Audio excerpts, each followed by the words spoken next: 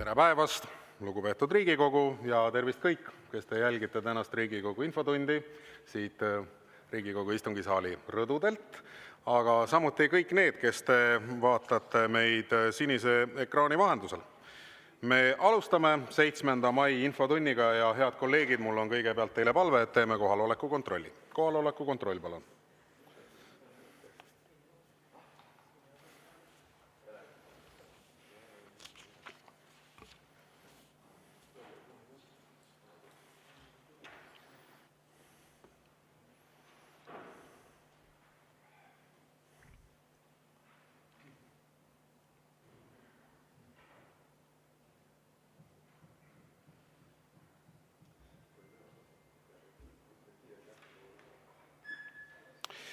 Ja kohal on end registreerinud 11 Riigikogu liiget, puudub 90.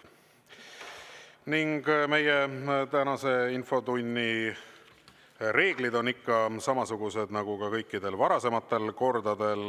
Riigikogu liige võib registreerida ainult ühe küsimuse esitamiseks. Küsimuse esitamiseks on 2 minutit, vastamiseks 3 minutit ja küsija saab siis võimaluse üheks täpsustavaks küsimuseks. Lisaks saab üks Riigikogu liige võimaluse esitada ka lisaküsimuse ning tänases infotunnis osalevad järgmised Vabariigi Valitsuse liikmed. Peaminister Kristen Michal, majandus- ja tööstusminister Erkki Keldo ja regionaal- ja põllumajandusminister Hendrik Johannes Terras. Tere päevast, lugupeetud valitsuse liikmed. Ning meil on kokku 11 registreeritud küsimust. Kui me oleme väga tublid, siis jõuame kõik ära käsitleda ja sellepärast asume asja juurde. Tänane esimene küsimus on peaminister Kristen Michalile. Küsib Riigikogu liige Jaanus Karilaid ja teemaks on bürokraatia paisumine ja majanduse konkurentsivõime. Jaanus Karilaid, palun. Aitäh, istungi juhataja. Hea peaminister. Reformierakonna poliitiline teekond peaministri rollis on juba kestnud üle 1000 päeva. Nüüd lõpuks avastasite, et oleks vaja ka eksperte kaasata, et aru saada, et kus me oleme ja kuhu tahame minna. Küsimus esimene pool ongi see, et palun kirjeldage, kuidas siis on avaliku sektori kokkutõmme läinud viimastel aastatel, neid kontrollijaid, auditeerijaid, neid, kes on siis suutnud nii-öelda teha meie ettevõtluskeskkonda järjest kohmakamaks, neid on vähemaks jäänud. Et andke väike põgus ülevaade ja teine puudutab siis meie majanduse konkurentsivõimet, on 2 aspekti. Üks on see, et meie teede võrk, mida on üle 80 000 kilomeetri, on praegu nii-öelda remondivõlas üle 8 miljardi euro. Kuidas seal lahendust näete? Ja teine puudutab elektrivõimsusi väljaspool Harjumaad.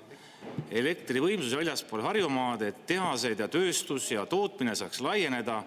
Ei Saaremaal, ei Läänemaal, ei Lõuna-Eestis, Kagu-Eestis tegelikult ei saa tehaseid laieneda, kuna ei ole vastavaid võimsusi. Teie paremal käel istub ka vastava valdkonna minister Erkki Keldo, kes peaks selle eest vastutama. See on pika habemega probleem tegelikult, aga meie ettevõtlus just selle pärast ei saa laieneda, kuna ei ole võimsusi. Me ei saa ka uusi töökohti, ei saa ka paremaid sissetulekuid inimestele. Sellega ei ole tegeletud. Kuidas seal lahendust näete? Aitäh. Jaa, austatud Riigikogu esimees, head Riigikogu liikmed, austatud küsija, head vaatajad ja kuulajad, et siin oli nüüd nii palju küsimusi koos. Et õnneks on ka võimalus jätkuküsimuseks, et siis saab seda täiendada. Ma panin kirja ametnikud, teedevõrk ja elektriühendused. Vist said enam-vähem kõik. Kõigepealt ametnikest, ütleme nii, et ma siiski ka ei kuulu nende hulka, kes ütlevad, et probleem on inimestes. Minu meelest probleem ongi nendes normatiivides, mille täitmiseks meil inimesi vaja on. Ehk siis tulebki alustada sellest otsast, millest praegune valitsus on alustanud. Ja mul on väga hea meel, et meil on tulnud Eesti riigi tippettevõtjad appi, ettevõtlusorganisatsioonid samamoodi, ehk vähendama neid samu norme, erinevaid kontrolle, erinevaid vorme. Kõige lihtsam jälgida seda, kuidas see edeneb, on valitsus.ee leheküljele minnes. Seal on selline loendur, kus on kirjas juba tehtud otsused, kaotatud erinevad sellised bürokraatlikud nõuded, normid, viited ka sellele, mis valdkonda see puudutab. Nii et kõigil, kellel on arvuti ja vaba aega, võib valitsus.ee leheküljele minna. Seal on siis ilusti see loendur, moodsas keeles tracker kirjas, kus siis saab siis vaadata, mis täpselt tehtud on. Ja ütleme nii, et isegi sellised põhimõttelisemad asjad ja veidi kurioossemad, mida küll väiksema mõjuga võib-olla, aga siiski, näiteks seesama näide, kuidas Terviseametis ometi keegi on pidanud endiselt kontrollima, et Elroni rongis, millega me ju aeg-ajalt mõlemad tõenäoliselt sõidame, Elroni rongis oleks olemas mopp, ämber ja kummikindad, et me vist tõenäoliselt arvame, et Eesti riigis ei peaks sellele liigselt aega kulutama, et kui Elroni rongis on puhtusega muret, saab alati prouale või härrale seal seda öelda. Või teine selline, ütleme ajas siiski kaunis vaimukaks osutunud idee, et Terviseameti töötaja peaks kontrollima, kas suitsuruumi tähistus on piisavalt suur, kas suitsuruum on piisavalt korrektselt tähistatud. Ma arvan, et me vist oleme ühel nõul tõenäoliselt, et kui suitsetaja suitsuruumi üles ei leia, siis ju nii on saatusest määratud, et ilmselt ei ole määratud neile kokku saada. Nii et kõik sellised kurioossed nõuded tuleb kaotada, aga tuleb ka teha põhimõttelisemalt suuremaid muutusi. Nii et kui te küsite, mis muutused töös on, siis siinsamas Erkki Keldol näiteks on planeerimismenetluse lihtsamaks muutmine, puudutab kõiki erasektorit, majanduse konkurentsivõimet, mida te mainisite küsimuses. Kõrval regionaal-põllumajandusministril Hendrik Terrasel on näiteks alkoholiregistri kaotamine, tuleb sellel nädalal valitsusse, mis on ka ettevõtjate ettepanek. Töökeskkonna lihtsamaks muutmine tuleb majandus- ja tööstusministrit sellel nädalal valitsusse, nii et töö käib päris hoolega. Ja kui te küsite, et kuidas see trend on, siis trend on selline numbrites, et avaliku sektori palk on oluliselt aeglasemalt kasvamas kui üldine palgatõus. Aga kõiki neid fakte ja numbreid jõuan teile veel jätkata. Aitäh! Aitäh!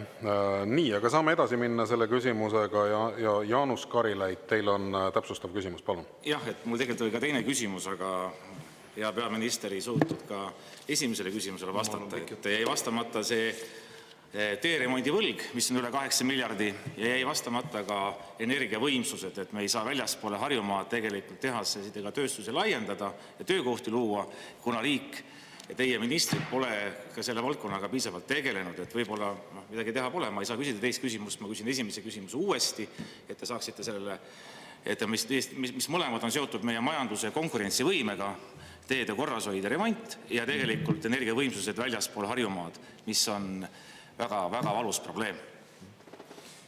Jaa, aitäh, hea küsija. Tõepoolest, see küsimus oli nii mitmekihiline, et ma alustasin bürokraatia vähendamisest ja sellest, kuidas me elu lihtsamaks läheb ja kavatsusega jõuda ka teedevõrgu ja elektrivõrguni ja kindlasti jõuan. Aitäh teile.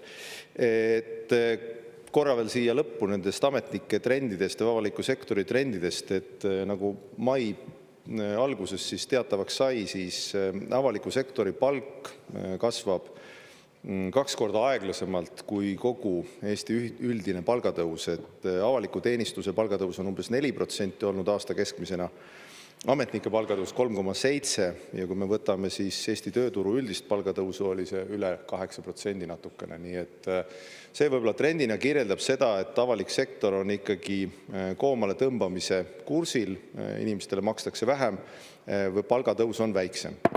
Ja numbrites on nii, et ehkki on levinud ka selliseid koledaid kuulujutte, Raul Eamets vist kirjutas sellest, et kuidas 10 000 inimest kasvab, selle on ümber lükanud nii Delfi kui Äripäev.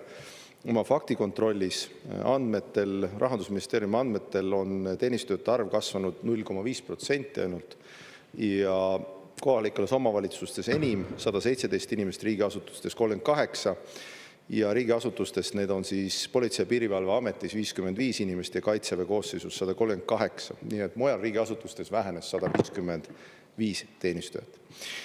Nüüd teedevõrgu juurde tulles, jah, ma olen ju aastaid öelnud, et ehkki küll minu nimel on ka Vaba Eesti kõige suurema teedeehitus projekti rekord endiselt ja ma ootan, et see kindlasti üle löödaks erinevate valitsuste või ministrite poolt, Kose-Mäod mõtlen, siis teede nii-öelda vajak on kindlasti suur. Kui valitsusel on võimalik riigikaitsekulude kõrvalt panustada kuskil investeeringutesse, siis teede valdkond seda kindlasti on. Kui meil on võimalik kasutada täiendavat raha ka näiteks militaarse mobiilsuse programmis, siis kindlasti me kasutame. Üle 200 miljoni lisaraha oleme taristuehituse valdkonnas andnud, hoolimata sellest, et eelarve on keeruline, ka Rail Balticu ehitusse, seegi on väga oluline ühendus. ja teeme muid samme. Ja elektrivõimsuste puhul, elektrivõrgu puhul, te vist küsisite võrku puhul, võrgureform on ju ka käimas, kui varem oli see suur mure nii, et fantoomvõimsused hoidsid neid nii-öelda võrguvõimsusi kinni ja iga uus lisanduv ühendumine oli kallis, siis siinsamas parlamendis muutsime ise ju seaduse ära, ilmselt ühiselt, et fantoomvõimsused said võrgust välja, võrk puhtamaks ja tulevikus on võrgus nii, et võrgu liitumine on siis fikseeritud, sotsialiseeritud, nagu see on Soome mudel, ehk siis iga konkreetse liitumise puhul ei arvestata sellist teoreetilist ülekoormust igas lõigus, mis mõnel juhul muutis selle kurioosselt kalliks, juhul kui oli seal arvestuslikult suur võimsus ette liidetud. Aitäh! Suur tänu ja lisaküsimuse esitab kolleeg Mart Helme. Palun! Jaa, aitäh! No meil bürokraatia on niisugune tore vähkkasvaja, mis on oma haarded ajanud igale poole ja ma puudutan siinkohal Riigikantseleid, kus on meil olemas selline tegelane nagu sümboolikanõunik. Ja sümboolikanõunik on tulnud välja, vähemalt ajakirjanduse vahendusel on selline info ilmunud, ettepanekuga meie riigipühade nimekirjast välja arvata kristlikud pühad. No mina teada meil kristlikke pühi on 2. On ülestõusmispüha ja on jõulupüha. Et mis te arvate sellise bürokraatliku initsiatiivi esitajast? Kas selline sümboolikanõunik on üldse vajalik meile? Et ma saan aru, et see nõuniku koht on loodud seoses selle punasümboolika eemaldamisega meie avalikust ruumist ja see on muidugi kiduväärne tegevus. Aga tulla nüüd kallale riigipühadele ja rääkida, et meil on liiga palju kristlikke pühi ja me peaksime mõned kristlikud pühad oma riiklike pühade nimestikust välja arvama, no see on nüüd küll ikka minu meelest täiesti pöörane ja kas sellisel bürokraadil on ikka tööpuudus või millest sellised haiged ideed tulevad? Mis on teie hinnang? Aitäh! Aitäh! Bürokraat, sümboolikanõunik, nagu te nimetate, muidugi ei ole loodud äsja. See töökoht on olnud seal pikka aega, Eesti riigi erinevate sümbolite kasutus peab olema kontrollitud, et neid väärikalt kasutatakse. Meie lipuvärve, meie sümboolikat, nii et see töökoht on minu mäletamist mööda, ma loodan, ma nüüd ei eksi, võib-olla mingis teises vormis, aga olen minagi varem Riigikantseleis töötanud ja juba sellel ajal selline töökoht oli olemas, nii et see iseenesest ei ole midagi uut. Ja sellele töökohal on kõvasti tööd, muuhulgas ka Eesti riigi ajaloo väärikal tutvustamisel, väliskülalistele, ka erinevate ürituste korraldamisel, nii et ei ole kuidagi tegemist inimesega, kes oma tööd hästi või südamega ei teeks. Vastupidi, soovitan tutvuda ja ära kuulata. Nüüd, kui sümboolikanõunikul on arvamus kodanikuna ühe või teise teema kohta, on see tema isiklik arvamus, et liberaalses riigis on tal õigus oma arvamusel nagu kõigil teistel. Valitsus seda positsiooni kindlasti arutanud ei ole, nii et ta ei esinda selles igatahes mitte kellegi teise, kui ma arvan enda isiklikku seisukohta. Aitäh! Suur tänu ja sellega lõpetan tänase esimese küsimuse käsitlemise. Tänane teine küsimus on samuti peaminister Kristen Michalile, küsib Riigikogu liige Lauri Läänemets ja teemaks on inimeste toimetulek. Lauri Läänemets, palun! Aitäh, lugupeetud Riigikogu esimees ja austatud peaminister. Loomulikult huvitab mind inimeste toimetulek tänases Eestis ja me oleme väga palju kuulnud sellest, et valitsus räägib ja pingutab selle nimel, et tuleks majanduskasv, et mida suurem majanduskasv on, seda parem on inimestel, kes Eestis elavad. Kindlasti on see nii, et majanduskasv positiivset mõju omab. Aga kui me vaatame seda, kuidas majanduskasv tegelikult erinevate ühiskonnagruppide vahel jaguneb, et Eestis loodud jõukus, siis proportsioonid lõpuks kipuvad sellised olema, et kõige rikkam osa, siis 10% kõige rikkamast saab sellest majanduskasvust 70% ja keskmine Eesti pere, temani jõuab lõpuks umbes 10-15% loodud jõukusest. See tähendab seda, et mida rohkem majandus kasvab, seda rikkamaks lähevad üks osa ühiskonnast ühiskonnast ja teine osa sellest maha jääb. Ja noh, me näeme nagu näiteks varade jaotumises seda, et Eesti Panga analüüs 2023. aastal, mis avaldati, ta küll puudutab siis varasid, et 10% Eesti elanikest kuulub 59% varadest. Me oleme Euroopas tagapool halvas mõttes ebavõrdsuses, et kuidas siis inimesed hakkama saavad ja kuidas see varaline jaotumine on. Mujal maailmas lahendatakse seda probleemi tavaliselt kas astmelise tulumaksuga, ma saan aru, parempoolsele Reformierakonna valitsusele see ei sobi, või siis suuremate avalike teenustega, aga selle jaoks ikka maksustatakse rikkamat osa ühiskonnast rohkem, et siis nii-öelda seda tasakaalu ühiskonnas luua, et kõik saaks sellest loodud jõukusest osa. Teie nüüd selle ajutise käibemaksu, mis oli julgeolekumaksu osa, muudate nagu siis püsivaks, rohkem keskmisele inimesele mingisugust heaolu, keskmise pere heaolu suurendavaid meetmed, ma ei tea. Et võib-olla te kirjeldaks, et mismoodi te siis jõukust ühiskonnas plaanite ümber jagada, et keskmine perega sellest rohkem osa saaks? Aitäh. Härra peaminister, palun. Jaa, aitäh, austatud küsija, et ma tahaks komplimendi vastu teha, et küllap me selle majanduskasvu nimel oleme ikka siin kõik koos pingutanud, et lõppkokkuvõttes tuleb see Eesti tublide meeste, naiste ja erasektori pingutusest ja tõepoolest, ja uudis on, et Eesti majandus on hakanud kasvama. Ma meenutan, et vist veel eelmisel suvel või suve järel, ma arvan, et mina rääkisin ja teie rääkisite majanduskasvu lootusest ja edasiminekust ja seda vaadati võib-olla veidi selle kurioosse pilguga, et kas me lihtsalt loodame või millelegi tugineme. Märgid siiski olid juba mingil määral õhus, samme on astutud ka selleks, et sinna suunas minna ja samme astume ka edasi. Nüüd jah, tõepoolest, siis kõige parem lahendus ikkagi inimeste toimetulekule, muuhulgas ka näiteks sellele, mis on tingitud ju hinnatõusust, siis hinnatõus 2/3, nagu ütleb Eesti Pank, on tingitud palgatõusust ja toorme hinnatõusust, et lahendus sellelegi tegelikult on ikkagi kasvav majandus, inimeste kõrgemad sissetulekud. Nüüd, kui vaadata erinevaid samme, te küsite, et mis samme me astume, siis need esimesed sammud, mis ju puudutavad makse, ongi pärast nüüd siis parempoolse valitsuse sündi. Esiteks me kaotame omavahel ju varem kokku lepitud ja ka seadustesse tehtud selle esimesest eurost tulumaksu. Ma arvan, et see peaks olema ka sotsiaaldemokraatide jaoks hea uudis ja kõigi jaoks, sest esimesest eurost tulumaksu maksmine tõenäoliselt oleks mõjunud kõige rohkem just, mitte tõenäoliselt, vaid täitsa kindlalt, väiksema sissetulekuga inimestele, pensionäridele ja seetõttu selle kaotamine, eelnõu nüüd peaks olema juba ehk lähinädalatel valitsuses, siis tuleb parlamenti, loodan selle laia tuge, aitab just neid inimesi, kelle sissetulek on väiksem. Seda esiteks. Teiseks, Isamaa ja Keskerakonna ühiselt loodud kana-põder tüüpi maksuküür, selle kaotamist nüüd õnneks keegi kahtluse alla ei sea ja seda edasi ei lükata, mis tähendab seda, et 2026. aasta algusest tulumaksuvaba miinimum tõuseb 700 euroni.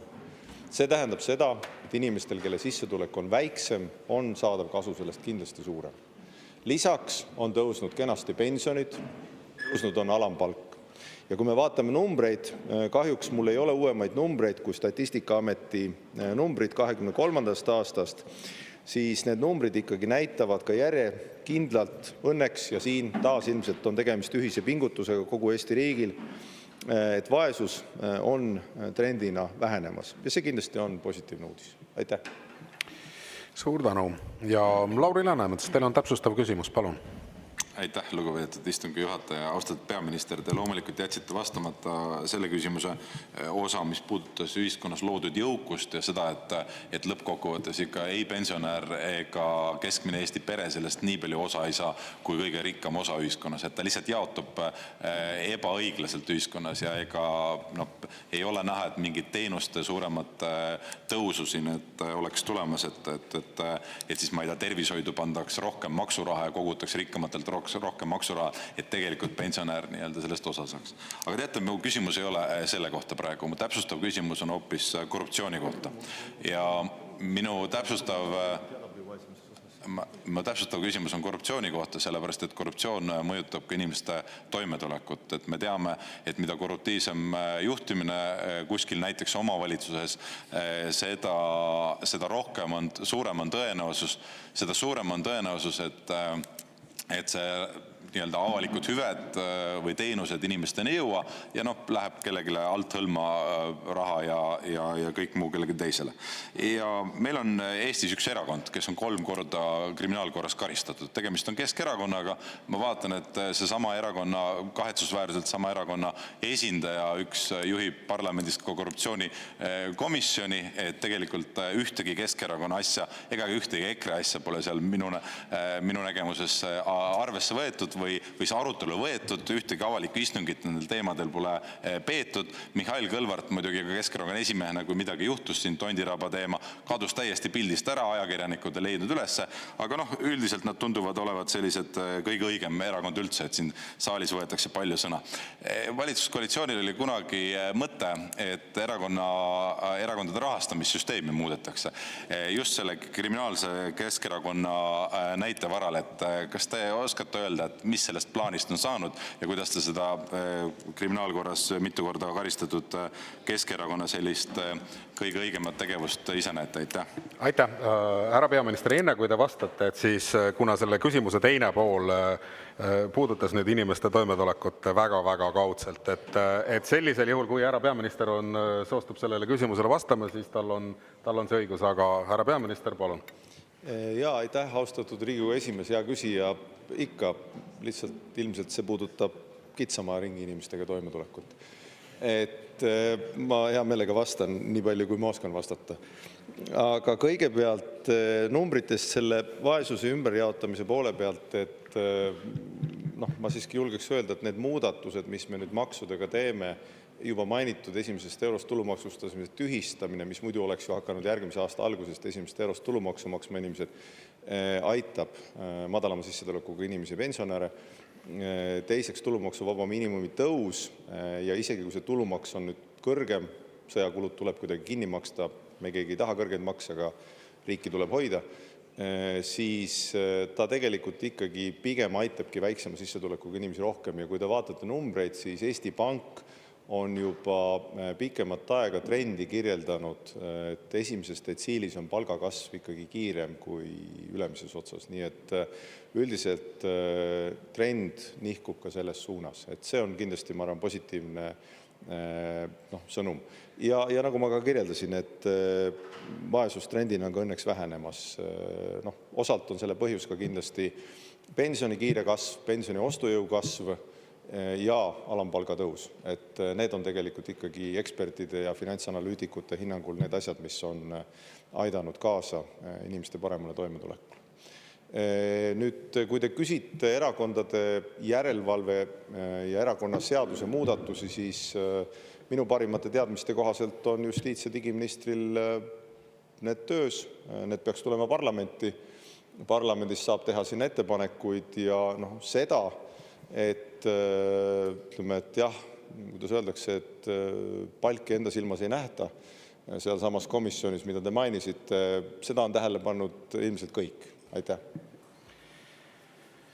Suur tänu. Ja lisaküsimuse esitab kolleeg Helmen Kütt, palun. Austatud eesistuja, härra peaminister, eelmises infotunnis esitasin küsimuse, mis puudutab sellel aastal olukorda pensionipäevade osas, kui pensionipäev 5. kuupäev langeb nädalavahetusele, ei maksta seda mitte siis varem reedel, vaid 2 tööpäeva uuel nädalal või tööpäev hiljem. Nüüd sai lugeda ka seda, et tegelikult aprillis teatud hulk inimesi, ligi 100 inimest said pensioni kätte hoopis nädal aega hiljem, kui oli nende pensionipäev. Ja see on mure. Ja mulle väga meeldis teie vastus, mida te vastasite, et see probleem peab lahendatud saama, sellepärast, et pension tuleb välja maksta sellel päeval, kui on õige pensionipäev ehk 5. kuupäev. Nüüd sai lugeda lehest seda Sotsiaalkindlustusameti juhi sulest ja sõnast, et eelmisel aastal 12 korrast, mis 12 kuud on aastas, 11 korral esines suuri rikkeid ja tõrkeid ja töötajad pidid täiendavaid tunde tegema, et süsteem vedas 11 korral aastas alt. Ja et selleks, et seda olukorda lahendada, on vajalik 25 miljonit. Minu küsimus ongi selles, et tulemas on ka riigieelarve läbirääkimised, järgmise eelarveaasta koostamine, te koostate ka koalitsioonilepingut.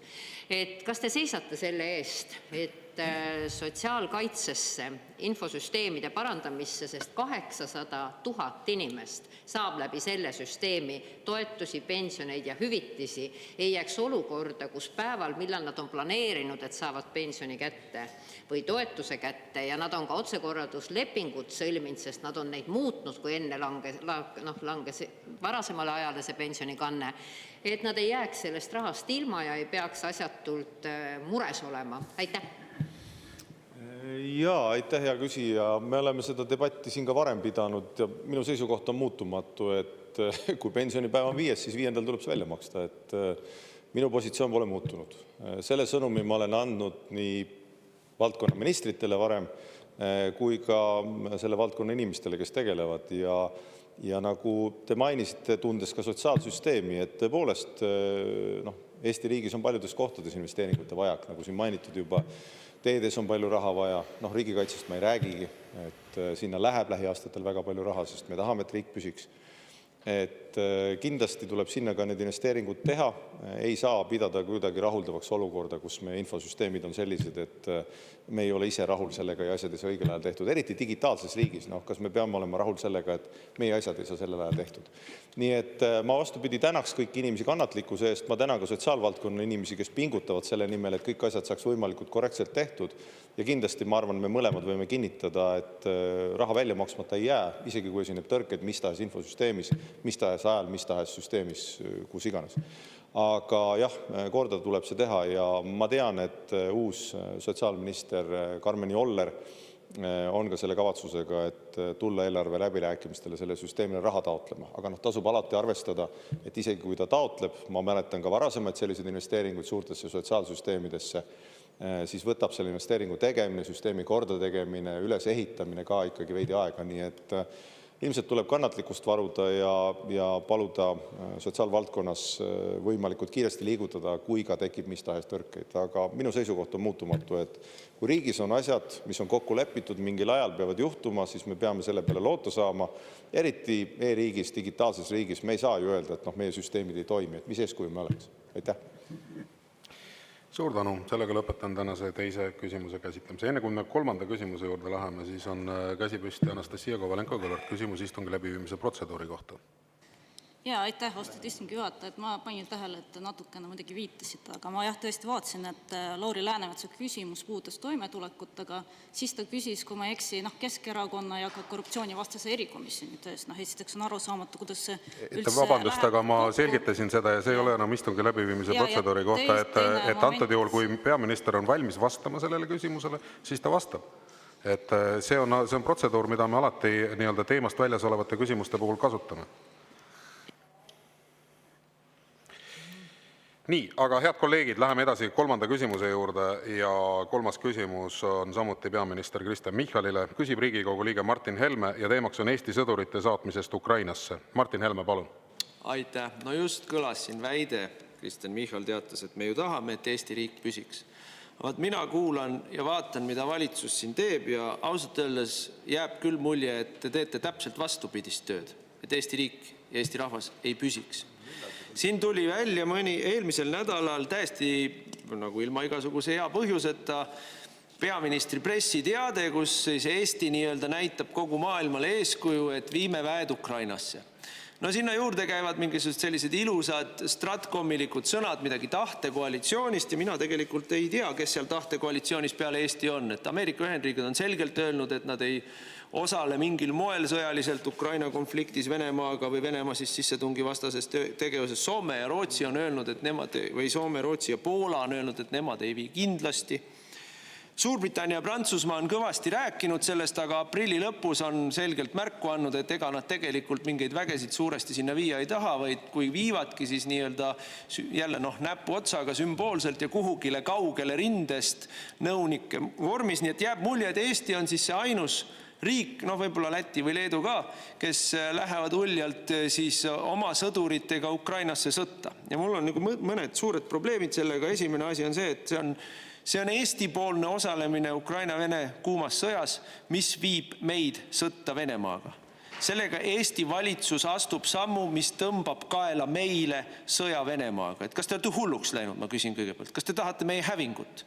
Teiseks, kas te ei saa aru, et teised riigid, kellel on piir Venemaaga, nagu Soome või Poola, kes on selgelt välja öelnud, et ei, rinderiigina meie ei saa ennast nõrgestada. Ei ühegi mehega, ühegi kahuriga, ühegi laskemoona. Meie ei saa.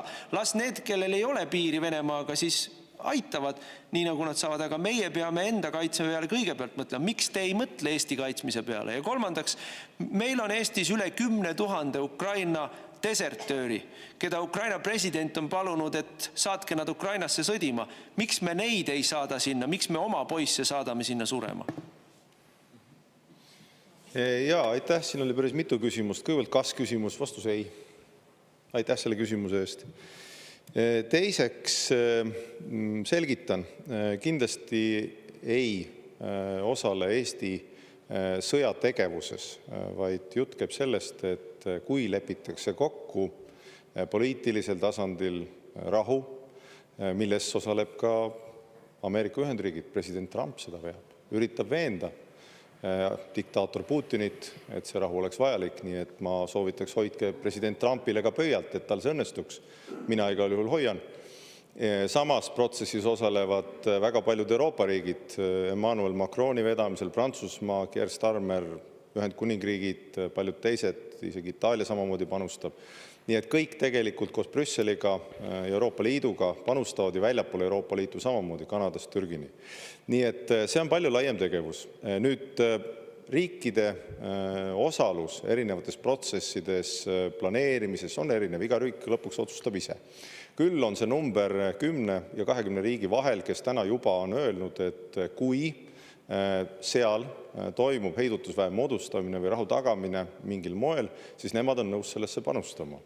Eesti tulenevalt Kaitseväe juhataja, Välisministeeriumi, Kaitseministeeriumi positsioonist formuleeris selle valitsuskabineti otsusena ja valitsuskabineti otsus anti ka avalikkusele teada. Mina olen varjamatult kogu aeg välja öelnud, et kui meie julgeolekut tagavad riigid, kelle hulgas näiteks on Ühendriigid, kelle hulgas on Ühendkuningriik, kelle hulgas on Prantsusmaa, sinna lähevad, siis meie osaleme ka muudes välismissioonides.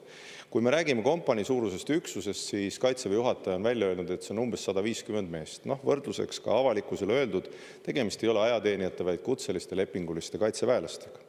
Täna meil on, või ütleme, suuremates missioonides on meil läbi aastate olnud umbes 100-130 meest pidevalt väljas, Iraagis samamoodi. Ja mind veidi hämmastab teie selline nahahoidlik hoiak, et ärme pahanda Venemaad.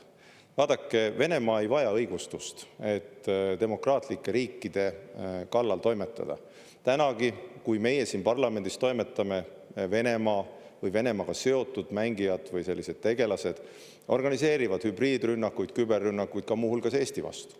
Nii et ma soovitaks mõelda sellest nii, et Ukraina püsiv ja õiglane rahu, selle tagamine on väga Euroopa Liidu asi ja on väga Eesti asi. Ja kutselised kaitseväelased osalevad ka tulevikus välismissioonidel, nagu nad teevad seda täna Iraagis ja mujal. Aitäh! Suur tänu ja Martin Helme, teil on täpsustav küsimus, palun. Aitäh! No kõigepealt ma mõned asjad peaks ümber lükkama, mis siit just tulid. Esimene asi on see, et USA on vastupidi väga selgelt öelnud, et nad ei osale Ukrainas. Ja teiseks USA on väga selgelt välja öelnud, et need riigid, kes lähevad sinna sõtta nii-öelda sisse, et neid riike nemad kaitsma ei hakka NATO artikkel 5 all. Ehk kui meie läheme ise siis sinna sõdima, siis meie enam USA kaitsega arvestada ei saa. Ja see on väga tõsine asi. Teine asi, mida ma tahaks ikkagi kutsuda mõistusele teid, et see ei ole Kaitseväe juhataja, kes otsustab, kas Eesti viiakse sõtta Venemaaga või mitte. See on ikka poliitikud. See vastutus on siin teil ja võib-olla Riigikogul ikka ka. Et niimoodi need asjad ei käi, et Kaitseväe juhataja tuli mingi nõuandega ja me lihtsalt, okei.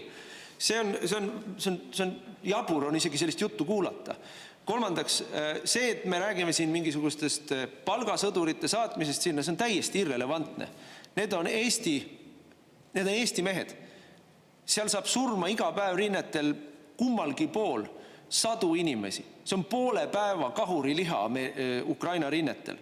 Või neljandaks, ma ei tea mitmendaks, see teie pressiteade, mis oli, see ei rääkinud, et kui tuleb rahuleping ja kui rahulepingus on kokku lepitud ja kui kõik osapooled, kaasa arvatud Venemaa, on nõus, vot siis. Seda te seal niimoodi küll ei väljendanud. Meie ütlesime valitsuse poolt välja, et jah, meie läheme, me paneme kompani. Kompani on seal 150 või natuke rohkem või vähem, oleneb, kui suur see kompani on. Ja et me näitame kõigile teistele eeskuju. Ei räägitud sellest teie presside. Pärast tuli Pevkur hakkas pehmendama, et ei, võib-olla me rindele ei lähe ja võib-olla meil on nõunikud ja nii. Aga teie pressiteade rääkis sellest, et läheme huira. Te niimoodi ei saa, te tõmbate Eestile kaela sõja. See ei ole mingi nahahoidlikkus. See on põlastusväärne, on selliseid sõnu kasutada, kui te mängite rahva ellu jäämisega. Sellepärast, et te tahate tõestada kellegile läänes, et te olete tublikesed. See on põlastusväärne. Eestit niimoodi hävitada. Aitäh. Küsimusi oli siin nüüd vähevõitu, aga ma siiski püüan veidi vastata. Et esiteks see teie tüli Kaitseväe juhatajaga, olenemata, kes Kaitseväe juhataja on, muidugi vana tava. Et kui te ütlete, et Kaitseväe juhatajat ei tule kuulata, see olgu teie arvamus. Mina kuulan. Minu arvates kaitseväelased ja Kaitseväe juhataja üldiselt räägib asjalikku juttu. Seda esiteks. Teiseks, praegugi, nagu ma olen öelnud, erinevatel aastatel Eestist üle 100 mehe kutselise kaitseväelase. Teie räägite palgasõduritest. See on ka selline, kuidas ma ütleks, vene släng veidi, eks ju. Mina räägin kutselistest kaitseväelastest. Osalevad välismissioonidel ja teevad seda ka tulevikus. Eesti riik osaleb välismissioonidel, et olla koos oma partneritega ja tagada maailmas julgeolek. Ukrainas toimuv on ikka väga meie asi. Ja ma üldiselt jään ikkagi selle juurde, et ma olen üllatunud sellise nahahoidlikkuse üle, et teile tundub, et Venemaa muutub kuidagi sõbralikuks, kui nendega lipitseda. Mina ei soovita seda. Ainukene asi, mida diktaatorid mõistavad, on jõud. Ja ma arvan, et Ameerika Ühendriigid on ka selles õigel teel, et nad saavad aru, et ka nendega mängitakse mänge. Ja ma arvan, et Trumpi ponnistused rahu saavutamiseks on igati asjalikud, nii et toetage seda. Aitäh! Suur tänu. Ja lisaküsimuse esitab kolleeg Varro Vooglaid. Palun. Ja aitäh. Ma pean ka alustama sellest, et protestin selle korduvalt kasutatud halvustava väljendi vastu nahahoidlikkus. Ei ole see mingi nahahoidlikkusega tegemist on elementaarse vastutustundlikkusega. Need on kaks täiesti erinevat asja. Seista selle eest, et meie riik ei sattuks sõtta Venemaa vastu, ei ole nahahoidlikkus. See on vastutustundlikkus ja mulle tundub, et teie peaministrina võiksite selle asja endale kiiremas korras selgeks teha. Sest see on kindlasti oluline osa ka riigimehelikkusest. Ei saa niisuguste asjadega opereerida üksteist loosungite tasandil. Teiseks, asi, mida te ütlesite, nagu meie ei tahaks kuidagi kuulata Kaitseväe juhatajat või nagu me suhtuksime ükskõikselt tema hinnangutesse. Jällegi, täiesti sihtmärgist mööda lastud hinnang teie poolt, sellepärast, et Kaitseväe juhataja, nagu te kindlasti teate, ei ole positsioonis, kus langetada poliitilisi otsuseid. On nii? Selle üle meil ju vaidlust olla ei saa. Kaitseväe juhataja ei langeta poliitilisi otsuseid, sellepärast, et ta ka ei vastuta ühegi poliitilise otsuse eest. Tema ülesanne on oma parima võimekuse kohaselt poliitilisi otsuseid ellu viia. Aga poliitilised otsused, muuhulgas otsus selle kohta, kas minna välismissioonidele Kaitseväega või mitte, ei ole Kaitseväe juhataja langetada, vaid on parlamendi langetada, nagu te teate põhiseaduse kohaselt. Edasi. Minu jaoks on ka sügavalt arusaamatu, kuidas teie peaministrina saate väljendada valmidust saata Eesti Kaitseväe üksus Ukrainasse, kui ei ole üleüldse veel selge, millistel tingimustel tuleks seda teha. Esiteks on ju praeguseks juba selge, et ameeriklased oma üksusi sinna ei saada. Teiseks on selge ka see, et ameeriklased on öelnud, et kui need riigid, kes saadavad, satuvad seal sõjalisse konflikti Venemaaga, siis see ei käivita NATO artikli 5 kohast reaktsiooni. Nii et ärgu sellisel puhul ameeriklaste toetusele loodetagu. Ja sellepärast ma lõpetuseks küsin teie käest, kas on olemas mingisugune julgeolekuanalüüs, mis kaardistab ära need riskid, mis kaasnevad Eesti Kaitseväe kontingendi sinna saatmisega, millega siis ka meie Riigikogu liikmetena saaksime tutvuda. Kui seda ei ole, siis kuidas te saate üldse selliseid seisukohti väljendada, et te olete valmis Kaitseväega sinna saatma? Aitäh. Aitäh. Saan väljendada seda seisukohta, mis on valitsuskabineti ühine otsus, mis tugineb Kaitseväele, Kaitseministeeriumile, Välisministeeriumi hinnangutel. Seda saan väljendada. Ja valitsuskabineti põhimõtteline positsioon on sama, mis minul. Kui meie julgeolekut tagavad riigid osalevad Ukrainas, siis osaleme meie ka. ja nii me oleme ka öelnud. Tegemist on kutseliste kaitseväelaste, mitte ajateenijatega. Välismissioonidel oleme ka varem osalenud. Ja ei maksa luua endale sellist ettekujutust, et minnakse lahingusse kuuma tsooni. Täna käib ju erinevate riikide pingutused, veel kord, nii Ühendriigid osalevad selles, kui Ühendkuningriigid, Prantsusmaa, Euroopa, paljud teised, et saavutada kestev rahu. Pärast seda, kui kestev rahu on saavutatud, saab ka Eesti osaleda heidutusrahuvalve mis iganes missioonil.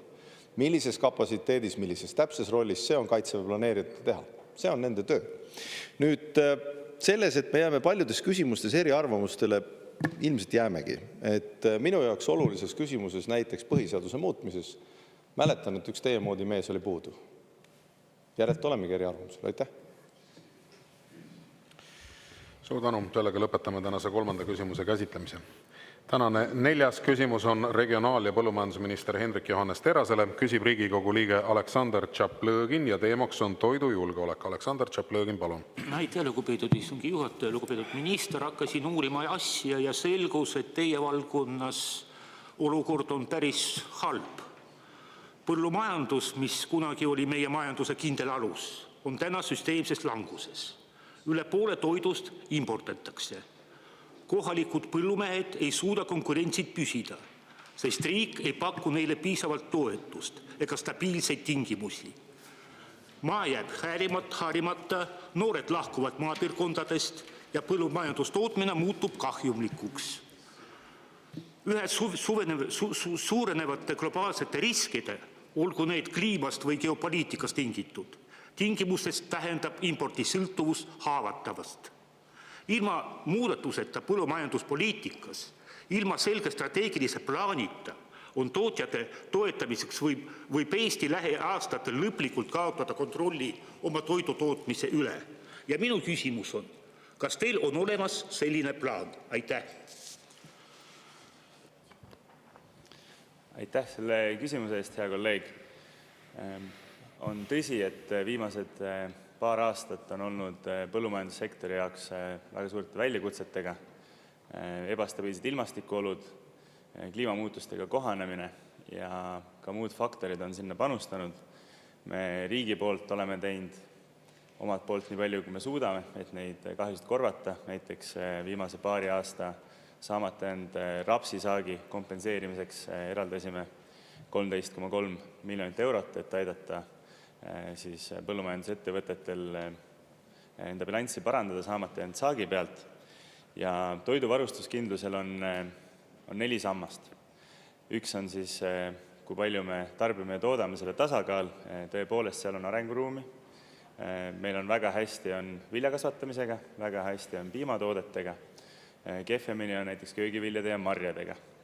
Et see olukord on meile teada, me mõistame seda ja teeme koostööd ka sektori esindajatega, et võimaldada neil paremini neid valdkondi arendada. Teiseks on ettevõtete toimepidavus, selleks, et me saaksime toota ka toitu saartalituses, on meil vaja, et ettevõtted saaksid toota iseseisvalt. Selle jaoks oleme me hetkel siis välja pakkunud või loonud meetme, et on võimalik akusalvestid luua, on võimalik generaatorid osta, et tootmine saaks jätkata ka elektrikatkestuse ajal. Kolmandaks on siis väliskaubandus, et juhul, kui meil peaks kriisi korral tekkima saartalitus, nagu enne mainisin, siis on oluline, et me hoiame suhteid liitlastega, paneme paika tarneplaanid, eriti just põllumajandussisendite osas, mis meil endal riigis on puudu. Praeguse hetkel oskan välja tuua selle, et kui me kohapeal suudame toota, on vaja ka kohapealset sisendit. Näiteks haudejaam on üks asi, kus me saaksime koha peale tuua ka tibusid, et meil oleks võimalik nii kanamunade tootmist jätkata kui ka broileri tootmist jätkata, et sellega me hetkel tegeleme ja üritame seal lahendust leida.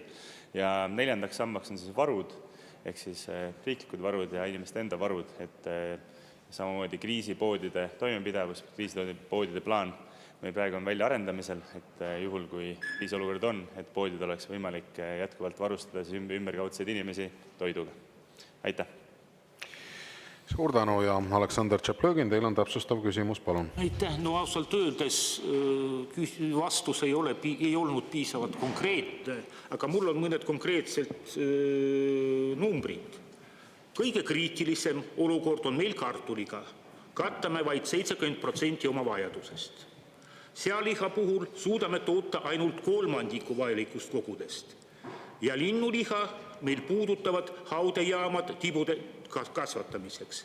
Mida te konkreetselt plaanite teha, et olukorda parandada? Aitäh! Aitäh! Kui me räägime sealiha söömisest, siis eestlaste hulgas on sealiha väga populaarne. Et mõndade uuringute kohaselt võib-olla ei ole see ka kõige tervislikum seda hulka sealiha süüa ja globaalne trend on hetkel selle poole, et süüakse rohkem valget liha. Kindlasti me kohtusin hiljuti ka seakasvatajate liiduga, arutasime ettepanekuid, et kuidas seal tõuaretusega edasi arendada, kuidas võidelda sigade Aafrika katkuga, kuidas me selle vastu aitame. Praegu arutame seda, et valdavalt levitavad sigade Aafrika katku ka metssead ja meil puudub täielik ülevaade nende kontrolli üle, ehk siis teeme koostööd jahimeestega, et oleks võimalik parem pilt ette saada metssigadest ja nende Aafrika katku levikust. See kindlasti mõjutab sealiha küsimuses varustuskindlust ja sellega tuleb tegeleda ja seda me praegu teeme. Haudejaama küsimuses on meil arutelu käib ka ettevõtjatega ja riigi vahel, et kuidas me selle haudejaama oleks võimalik Eestisse tuua, et varustada siis kõiki kanasid pidavaid ettevõtteid sisendiga ja ma usun, et me lähiajal seal ka mingisuguse kokkuleppeni jõuame. Aitäh! Ja lisaküsimuse esitab Vladimir Arhipov, palun. Aitäh, lugupeetud juhataja. Hea minister, viimastel aastatel oleme näinud toiduainete kiiret tõusu ning põllumajandussektori raskusi nii energeetiakriisi, tööjõupuuduse kui ka kliimamuutuste tõttu. Toidujulgeolekust on saanud mitte ainult majanduslik, vaid ka julgeolekupoliitiline küsimus. Me näeme ju, et viimane aeg tõusevad kõikvõimalikud maksud, aktsiisid, ka käibemaks toidule, mille taga on siis eelmise valitsuse erakond, kaasa arvatud ka Sotsiaaldemokraatlik erakond. Ja meie küsimus on selline, et kas teie seisukoht toiduainete käibemaksu võimaliku vähendamise kohta, sest paljud Euroopa riigid on selle sammuga leevendanud toidu kallinemist. Kas valitsus kaalub sarnast meedet, et toetada nii tarbijad kui ka kohalikku tootjat? Aitäh! Aitäh selle küsimuse eest, hea kolleeg. Maksupoliitika on küll rahandusministri valdkond, kuid kuna see on toiduga seotud, on siin ka puutumus. Seda erisust on tehtud väga mitmes erinevates riikides, see on toiminud erinevalt, see ei ole kõikides riikides ka pikaajaliselt seda probleemi lahendanud ja suheldes ka erinevate sektori osapooltega ei olda ka kindlad, kas see põllumajanduse tootjaid ka nii väga lõpuks aitaks. Ehk siis seal on oluline vaadata tervikpilti. Teisest küljest peame arvestama ka sellega, et hetkeline riigi rahanduse olukord ja meie geopoliitiline olukord nõuab seda, et me ostaksime rohkem relvi ja sinna ka suur hulk riigi raha läheb. Ehk siis selle maksupoliitiku sellist ja tervikpilti omab rahandusministeerium ja mis see täpne mõju on, et seda on raske hinnata, küll oleks seda mõjuanalüüsi oleks huvitav lugeda, seda peab samuti küsima rahandusministeeriumist, et kus nad sellega on. Aitäh!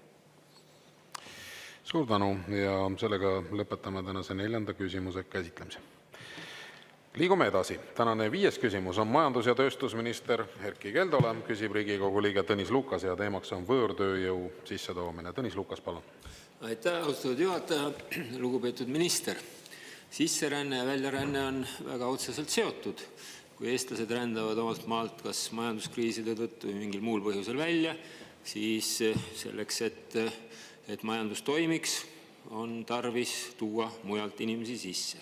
See on see üldine loogika. Samal ajal, kui tuuakse mujalt odavat tööjõudu sisse, siis lüüakse palgad alla ja majanduslikel põhjustel siinsed inimesed on sunnitud välja rändama ja mujalt tasuvamaid töökohti otsima.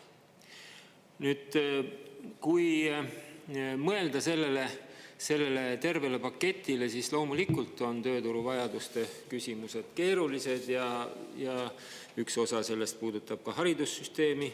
Minu meelest etteheide haridussüsteemile, et ta ei ole tööjõuturuga kooskõlas, näiteks kutseharidus, kõrgharidus väga tihti, on olnud tihti ka ülepingutatud, sest mitmetel erialadel kutseharidussüsteemist Eesti tööjõuturule inimesi tuleb, aga jällegi, kui seal valdkonnas on palgad madalamad, kui meie inimesed ootavad, teevad nad seda tööd hoopis kusagil mujal. Nüüd, odava tööjõu sissetoomine kolmandatest riikidest on kindlasti, vaadates ka ühiskonna tulevast jätkusuutlikkust, kõige halvem tee, sest siis tullakse perekondadega, jäädakse siia ja on näha olnud, et integreerida kõike seda rahvast ei ole võimalik. Nüüd tööjõu sissetoomise kvoot, mida majandusministeerium mitu korda on nüüd kutsunud üles muutma, seda on tehtud. Aga viimane kord, kui ma seda küsisin peaministri käest, ta ütles, et seda kvoodi muutmise plaani enam ei ole. On ka palju erandeid juba kvoodi kõrval, mille alusel saab võõrtööjõudu sisse tuua, kui seda vaja. Aga minu küsimus on, kuidas te siis seda tööjõu teemat nüüd arendate, milline on valitsuse kava? Ja aitäh, hea küsija, lugupeetud esimees. Esiteks tulebki selles mõttes nõustuda, et kindlasti ei ole Eesti majanduse väljavaade tuua siia odavat tööjõudu. Ja seda tänane valitsus, aga ma loodan ka tulevased valitsused kunagi tegema ei hakka. Ja samamoodi, nagu ma olen korduvalt öelnud, me ei kavatse muuta kvooti. Eestis on kvoot 0,1% meie rahvastikus, suurusjärk 1300 inimest, iga aasta see on 90. aastatest, seda me ei kavatse muuta. Tulles tagasi meie ettevõtjate ja meie inimeste juurde, siis ka suheldes ettevõtjatega ja tegelikult ka ühiskonnas ju, siis alati iga valitsuse, aga ka ettevõtjate esimene eelistus on alati palgata Eesti oma inimene. See, et me ka valitsuses näiteks just hiljuti arutasime kutseharidusreformi, et just samamoodi kutseharidusest välja tulnud noored vastaks tulevikus rohkem tööturu tingimustele, võimalustele, et see on väga-väga oluline. Samamoodi Töötukassa, mille nõukogu esimees ma täna olen, vaatab, kuidas meie enda inimeste kvalifikatsiooni ja oskusi parandada, nii et meie enda inimeste sissetulekud oleksid tulevikus kõrgemad. Ehk siis prioriteet on alati enda inimeste sissetulekute kõrgendamine. Tulles nüüd täiendava oskustega töötajate juurde, siis sihtasutus Kutsekoda, kes teeb sellist OSKA raportit ehk koos akadeemikute, ekspertidega, vaatab, milline on meie tööturu tuleviku prognoos. Ja isegi kui kõik näiteks kutsekooli lõpetanud inimesed läheksid erinevatesse töökohtadesse, siis kahjuks meil jääb erinevate oskustega töötajaid puudu. On need pingioperaatorid, masinaoperaatorid, on need konstruktsioonid ehitajad. Ehk need on inimesed, keda meil on täiendavalt vaja, et Eestis me saaksime majanduses liikuda kõrgema lisandväärtuse juurde. Et ma toon lihtsalt näited, et see ei ole kuidagi anonüümne, vaid see on väga igapäevaselt reaalne. Et ma just kohtusin näiteks Magnetic MRO juhiga, kes selgitaski, et ilma kvalifitseeritud oskustega töötajatega neil ei oleks võimalik olnud eestlasi palgata. Seal töötab 500 inimest, seal on väliseksperdid on aidanud Eesti enda inimesi välja koolitada, et just ka Eesti inimesed saaksid kõrgemat palka. Võtame järgmise näiteks Saaremaal asuv elektroonikatööstus Incap, kes samamoodi on tahtnud täiendavalt endale välistöötajaid palgata just sellepärast, et ka Eesti enda inimesi kvalifikatsiooni tõsta, saada tegelikult ettevõtet laiendada, eksporti suurendada, tänu millele Eesti majandus kasvab, tänu millele on võimalik rohkem ja kõrgemaid palku maksta, mida saab suunata siis haridusse, kaitsetööstuse rahastamiseks ja nii edasi. Näiteks, ja veel üks näide, et ma just hiljuti külastasin Viljandis ühte tootmisettevõtet, kus tänu Ukraina abielupaarile oli võimalik täiendav tootmisliin avada, sest nemad oskasid seda tootmisliini nii-öelda käidelda. See oli suurusjärk 5–7 miljonit investeeringuid, täiendavalt palgati Eesti inimesi 10–15 täiendavat töökohta Viljandisse, ehk siis oskustöötajate erand on mõeldud selleks, et Eesti inimesed saaksid rohkem ka siin tööd, meie majanduse lisandväärtus kasvaks ja tänu millele meil tegelikult Eesti inimeste heaolu läheks paremaks. Aitäh! Suur tänu ja Tõnis Lukas, teil on täpsustav küsimus, palun. Ja aitäh, lugupeetud minister.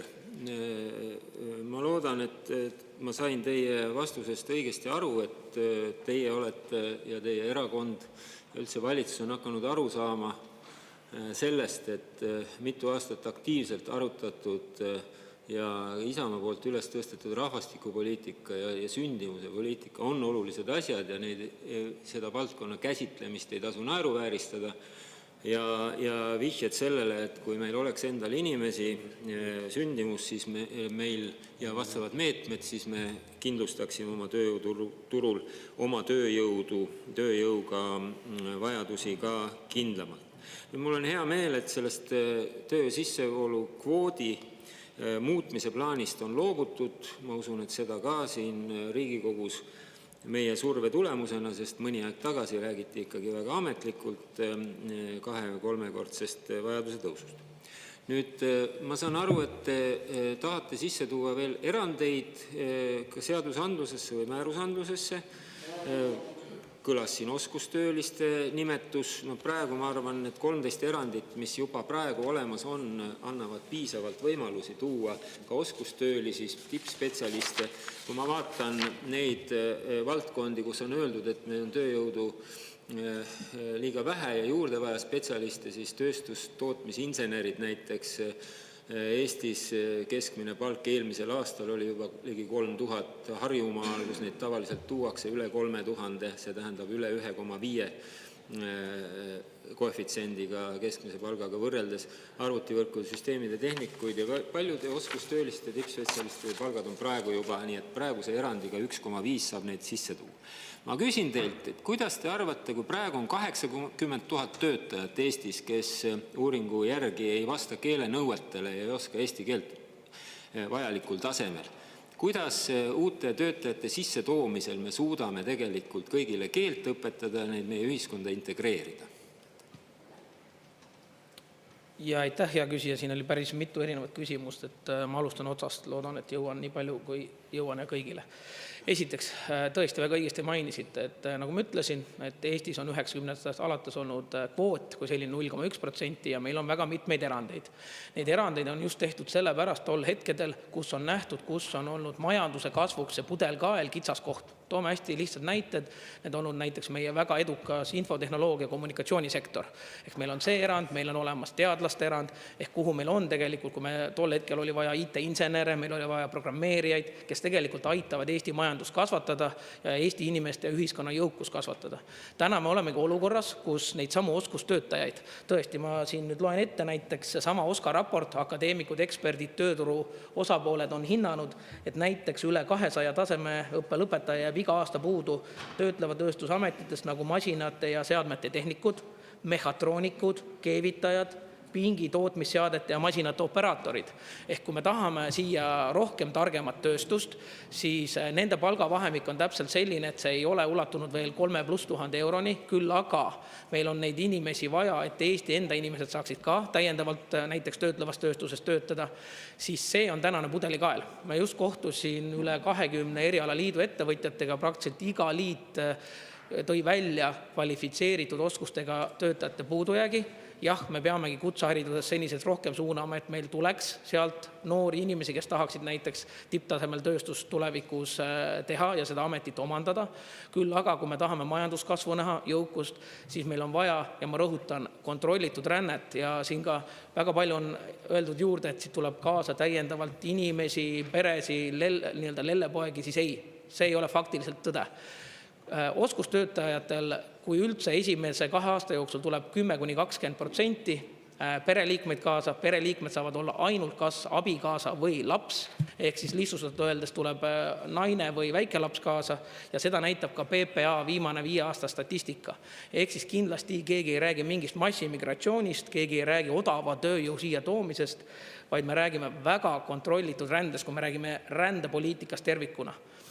Oskustega töötaja saab tulla siia siis, kui tal on olemas kehtiv tööleping, ehk siis reaalne tööandja Eestis, julgeolekuasutused on ära kontrollinud tema tausta ja see hetk, kui see tööleping enam ei kehti mingitel tingimustel on lõppenud, siis see inimene peab ka Eestist ära minema. see on seaduse alusel, seal ei ole mingi tagasi ja meie Politsei- ja Piirivalveamet on väga efektiivne seda ka kehtestama. Ehk siis me räägime inimestest, kes tulevad siia tööd tegema, meie majandusse panustama ja sellel hetkel, kui nad enam tööd ei soovi siin teha, liiguvad nad ka meie ühiskonnast minema. Ehk siis ma tõin neid väga konkreetseid näiteid, kus tegelikult selliste spetsiifiliste oskustega töötajate siia toomine annab võimaluse Eesti ettevõtetel kasvada, enda Eesti inimesi rohkem siia palgata ja tegelikult meie majanduse lisandväärtust kõrgemale muuta. Ehk see on see, millega tänane valitsus tegeleb. Aitäh! Suur tänu ja lisaküsimuse esitab Martin Helme, palun. Aitäh! No loomulikult keegi ei räägi odavtööjõust ja keegi ei räägi massisisserändest, siis võetakse teil ju pea maha avalikkuse poolt, kui te seda ausalt üles tunnistaksite, mida te tegelikult teete ja tegelikult tahate. Ja fakt on see, et Eestis on olnud positiivne rändesaldo juba varsti 15 aastat. Tegelikult rändab Eestisse kogu aeg võõraid sisse ja samaaegselt Eesti inimesed rändavad Eestist välja, nii nagu Tõnis ennem just ütles. Ja põhjus on selles, et meil on madalad palgad ja madalad palgad toovad meile odavtööjõu sisse toomine. Nemad suruvad meil tööturul hinnad alla ja eestlased lähevad mujale, et saada natukegi normaalsemat elu. Nüüd olete kirjutanud artikli siin ERR-is, kus te räägite siis, et tahate ikkagi sellist erandit, kus oskustöötajate erand lähtuks tööjõu ja oskuste vajadusest ja järgiks kindlaid palganõudeid. No me kõik saame aru, mida see oskus ja tööjõu vajadus tähendab, et paneme siis kas mingisuguse määruse või seaduse alusel ette nähtud erandina kirja nende ettevõtjate konkreetsed siis töövajadused või ka kvalifikatsiooninõuded, kus töötajaid on vaja. Ja noh, me nimetame neid IT-spetsialistideks, aga tegelikult on tavaline kaablikutt või jalgrattaväntaja kuskil suur IT-spetsialist. Ja siis saamegi erandina nad sisse tuua. Mina tahaksin ikkagi teada, mis siis see palganõue on. Et kui me räägime sellest, et keskmine palk Eestis Harjumaal ongi juba 2000 eurot ja siin teie enda artiklis ka toodud välja, et inimesed ei saa keskmine palk kuskil sektoris on 1900 eurot. Ega tööandja lihtsalt ei taha maksta seda keskmistki palka ja siis toob endale kuskilt kellegi teise, eks ole, ma ei tea, Vietnamist või Ukrainast või kus iganes. Et tegelik kriteerium, mille järgi ainult saab määrata, on palganõue ja see on ka ainus kriteerium, mille puhul me saame öelda, et see toob kaasa ka tootlikkuse kasvu, sest ta suretab välja need valdkonnad, need ettevõtted, need tegevused, mis on madala tootlikkusega ja Eesti majandust ei areta. Ma küsin, mis on see palganõue? Ja, aitäh hea küsija, alguses küsida, kus kohast tulevad need tööjõuturu analüüsid ja prognoosid, et kas ja kus on keegi puudu. Nagu ma rõhutasin, seda teeb Sihtasutus Kutsekoda, mis koosneb siis akadeemikutest, ekspertidest, kes prognoosivad, milline on meie tööturu tulevik järgnevate aastakümne jooksul. Seda omakorda valideerivad tööturu osapooled, tööandjad, kaubandus-tööstuskoda, ametiühingud, ehk vaatavad, kas see akadeemiline prognoos läheb kokku ka reaaleluga. Ja nagu ma juba rõhutasin, see näeb ette, et isegi kui kõik Eesti inimesed, kes antud valdkondades õpivad ja läheksid nendesse valdkondadesse tööle, siis nendest näiteks üle 200 tasemeõppe lõpetaja jääb puudu, nagu ma ütlesin, masinaseadmete tehnikutest, mehhatroonikutest, keevitajatest, pingioperaatoritest ja nii edasi. Ehk siis ma rõhutan uuesti, isegi kui kõik meie enda inimesed sinna tööle läheksid, meil jääb ikka puudu, mis on täna meie majanduse üks kasvav pudelikaelu. Mis puudutab siis näiteks seda sama väidet, et saab tuua IT-töötaja asemel siia, ma ei mäleta, kuidas te nimetasite kaablipoissi, siis see pole võimalik. Ehk kui me näiteks räägime IT-eksperdi erandist, siis nii nagu ka kolleeg Tõnis seda mainis, selleks on 1,5-kordne brutopalganõue, mis tänaseks on suurusjärk 3000 eurot. Et ei ole võimalik tuua endale inimest ja maksta siis sellisel juhul talle alla 3000 euro. Isegi 0,1% kvoodi sees on nõue, on keskmine Eesti brutokuupalk. Ehk ühesõnaga ei ole mõtet inimesi hirmutada, et on kuidagi võimalik tuua ilma palganõudeta. Mis puudutab nüüd oskustöötajaid, ka teie küsimusele vastates, ongi see, et me koostöös ka ettevõtjatega ja ekspertidega arutame, et kas see on brutokeskmine palk, nii nagu on ta kvoodi all või on ta ka selle sektori spetsiifiline, kuna tõesti sektorid on erinevad ja siin mitu korda kõlanud, et kogu austusest härrased, et meie tööstus ja elu ei käi ainult Harjumaal. Meil tegelikult on töötlevat tööstust, ma siin tõin näiteid nii Saaremaal, Viljandimaal, Lõuna-Eestis, kus samamoodi Eesti enda inimesed tahavad saada kvaliteetset palka, seal peab olema kvaliteetseid töökohti, et nende sissetulekud ka tulevikus kasvaks.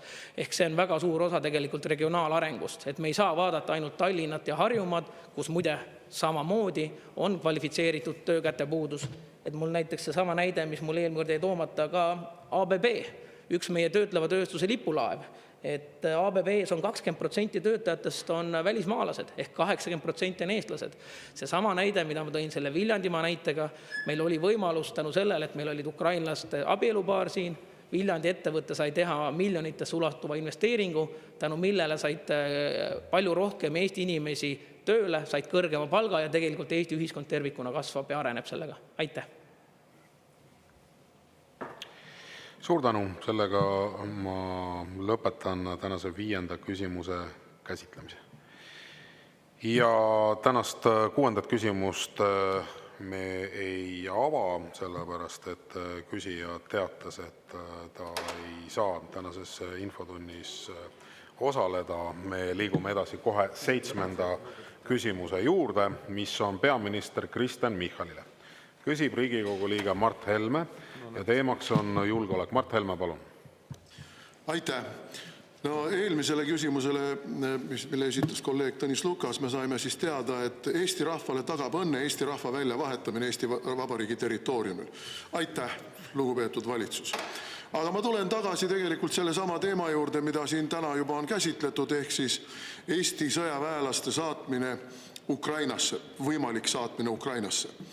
Ja muidugi ma pean ütlema, et ei ole mõtet hämada, lugupeetud Kristen Michal, sellega, kas need on elukutselised või on nad ajateenijad, keda me saadame Ukrainasse. Need sõdurid esindavad seal Eesti Vabariiki. Venelased ei küsi, mitte keegi ei küsi, kas nad on meil elukutselised sõjaväelased või on nad kutsealused sõjaväelased. Täpselt samasugune sihtmärk on nad igal juhul oma meiepoolsest käsitlusest sõltumata. Seda esiteks, nii et niisugust häma ei ole mõtet ajada. Nad esindavad Eesti Vabariiki ja Eesti Vabariik on sekkunud konflikti oma sõjaväeosaga. Ja nüüd minu küsimus on, kuna kõik siin on teatanud, et peale Balti riikide, et nemad oma sõdureid sinna ei saada, siis minu küsimus on, et siiani meie sõjaväelased missioonidel on olnud oma üksusega mõne teise suurema ja võimekama üksuse koosseisus ja see teine riik on taganud meie üksusele kõik vajaliku, alates laskemoonast, lõpetades arstiabiga ja kõik operatiivotsused kaasa arvatud tulevad siis nii-öelda katusriigi staabist. Missugune saab olema selle Eesti kontingendi katusriik, kui meil ei ole tänasel päeval veel teada, missugused riigid üldse on valmis minema Ukrainasse ja kas ka Vene pool aktsepteerib seda, et nad on seal rahuvalvajad või käsitleb Vene pool neid hea tahte koalitsiooni üksusi legitiimsete sihtmärkidena, kellede puhul võetakse kasutusele kõik nende neutraliseerimise ja hävitamise vahendid. Et kes on see katusriik? Nüüd on küll teie aeg. On see Suurbritannia, on see Prantsusmaa, on see veel keegi kolmas, neljas? On teil juba see ka selge või on teil ainult kohvipaksu pealt praegu arvamised? Aitäh! Aitäh! Enne kui te vastate, härra peaminister, et head kolleegid, et küsimuseks ja küsimuse esitamiseks on ette nähtud 2 minutit. Aga härra peaminister, palun. Ja aitäh, ja Riigikogu esimees ja küsija. Et mitu asja. Ma enne juba teie kolleegidele siin ka vastasin, aga kordan üle.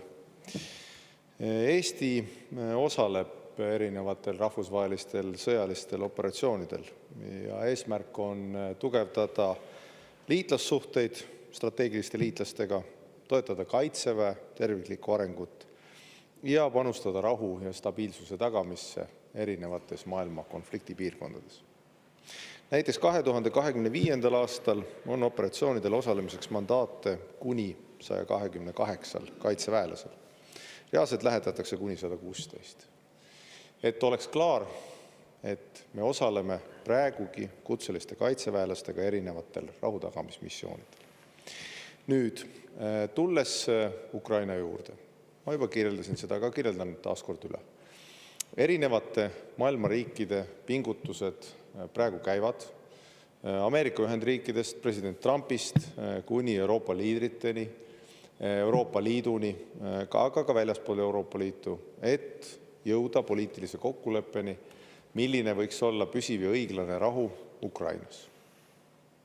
Ja kui selleni on jõutud, samal ajal juba kaitseväed, kaitseväe staabid tegelevad ka võimaliku planeerimisega või tegelevad erineva planeerimisega, kuidas ja millisel viisil Euroopa ja erinevad riigid saavad panustada selle rahu tagamisse, kas siis rahuvalvena, heidutusväena, kuidas iganes me seda nimetame. Ja see täpselt, millisel moel Eesti osaleb, sõltub, milles kokku lepitakse ja kuidas Kaitsevägi selle operatsiooni planeerib Eesti poolelt. Sellega tegeleb Kaitseväe juhataja ja talle alluvad struktuurid ja mandaadi küsime kindlasti parlamendilt. Lipuriigid, kõik need muud samad detailid selguvad siis selle operatsiooni planeerimise käigus, kas see toimub maismaal, merel, millisel viisil. Täna on välja öeldud, et Eesti oma liitlastega koos on valmis tagama Ukraina tulevikku ja seda, et Ukraina oleks turvaliselt tagatud ja see rahu püsiks. See on meie sõnum. Ja ma liigselt ei hooliks ikkagi endiselt, te tulete sinna juurde, et Venemaa peaks midagi aktsepteerima. Et ma südamest loodan, et Ameerika Ühendriikidel nagu Euroopa Liidul õnnestub Venemaale sundida peale selline rahu, mis sobib eeskätt Euroopa Liidule ja Ameerika Ühendriikidele, mitte tingimata Venemaal. Aitäh! Suur tänu ja Mart Helme, teil on täpsustav küsimus, palun. Ja, no meil siin on muidugi selline väga, kuidas ma ütlen, ukrainotsentristlik maailmavaade, et kõik on nagu seal Ukraina ümber keerleb, tegelikult maailm on äärmiselt dünaamiline ja me näeme, et meil on küpsemas praegu äärmiselt tõsine konflikt, mis on eskaleerunud siin ka viimase ööpäeva jooksul.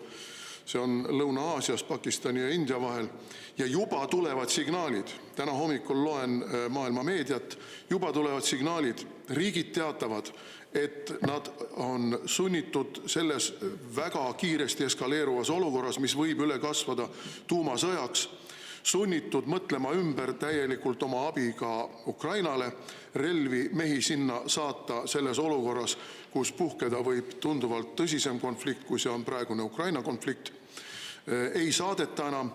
Ja kas meil ka on nüüd mingisugused järeldused juba tehtud? Ma külastasin hiljuti Välisministeeriumi ja ma pean ütlema, et olles selles majas ka tükk aega töötanud, peaaegu 10 aastat, ma pean tunnistama, et meil Välisministeerium on muutunud professionaalse diplomaatia kohast järjekordseks Stratkomi jutupunkte edastavaks propagandaasutuseks. Et võib-olla peaminister peaks ka selles osas natukene oma kolleege pisut suunama, et ei ole propagandas meil küsimus, meil on küsimus ellujäämises selles maailmas, kus kõik konfliktid lahti sulavad ja maailmakord muutumises on.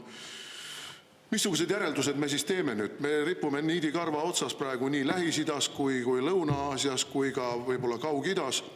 Lõuna-Korea ja Põhja-Korea, Taiwan, Filipiinid, aga meie muudkui abistame Ukrainat. Võib-olla peaks selles olukorras tegema ikkagi täieliku restardi ja mõtlema, kuidas abistada Eestit. Aitäh! Aitäh!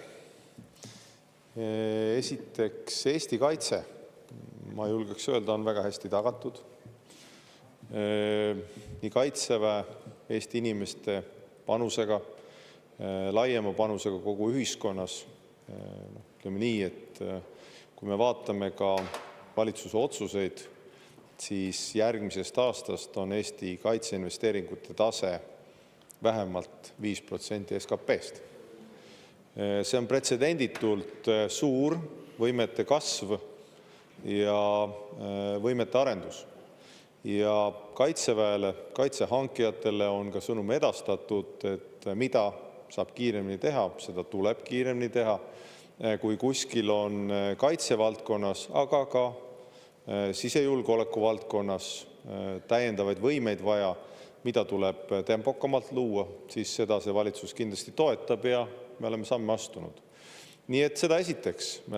Täna, kui Venemaa on hõivatud Ukrainas, otsest ohtu ilmselt NATO riikide, Euroopa Liidu riikidel ei ole, kui tekib püsiv rahu, loodetavasti ka õiglane rahu, siis Venemaal on ikkagi tänasel hetkel rohkem relvade all mehi, kui oli enne sõda.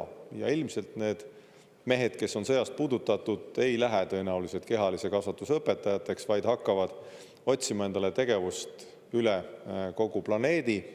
On see siis Euroopas, Aafrikas, Aasias, igal pool mujal. Enne sõda oli selleks näiteks Wagneri palgaarmee ja nii edasi. Nüüd, mis puudutab teie ettekujutust, et maailmas peaks keskenduma ainult ühele asjale, Eesti kindlasti ei keskendu ühele asjale, meie pilk on kogu maailmal, nii palju, kui see on meile jõukohane, aga sama on ka muul maailmal, et ma siiski julgustan jälgima ka uudiseid.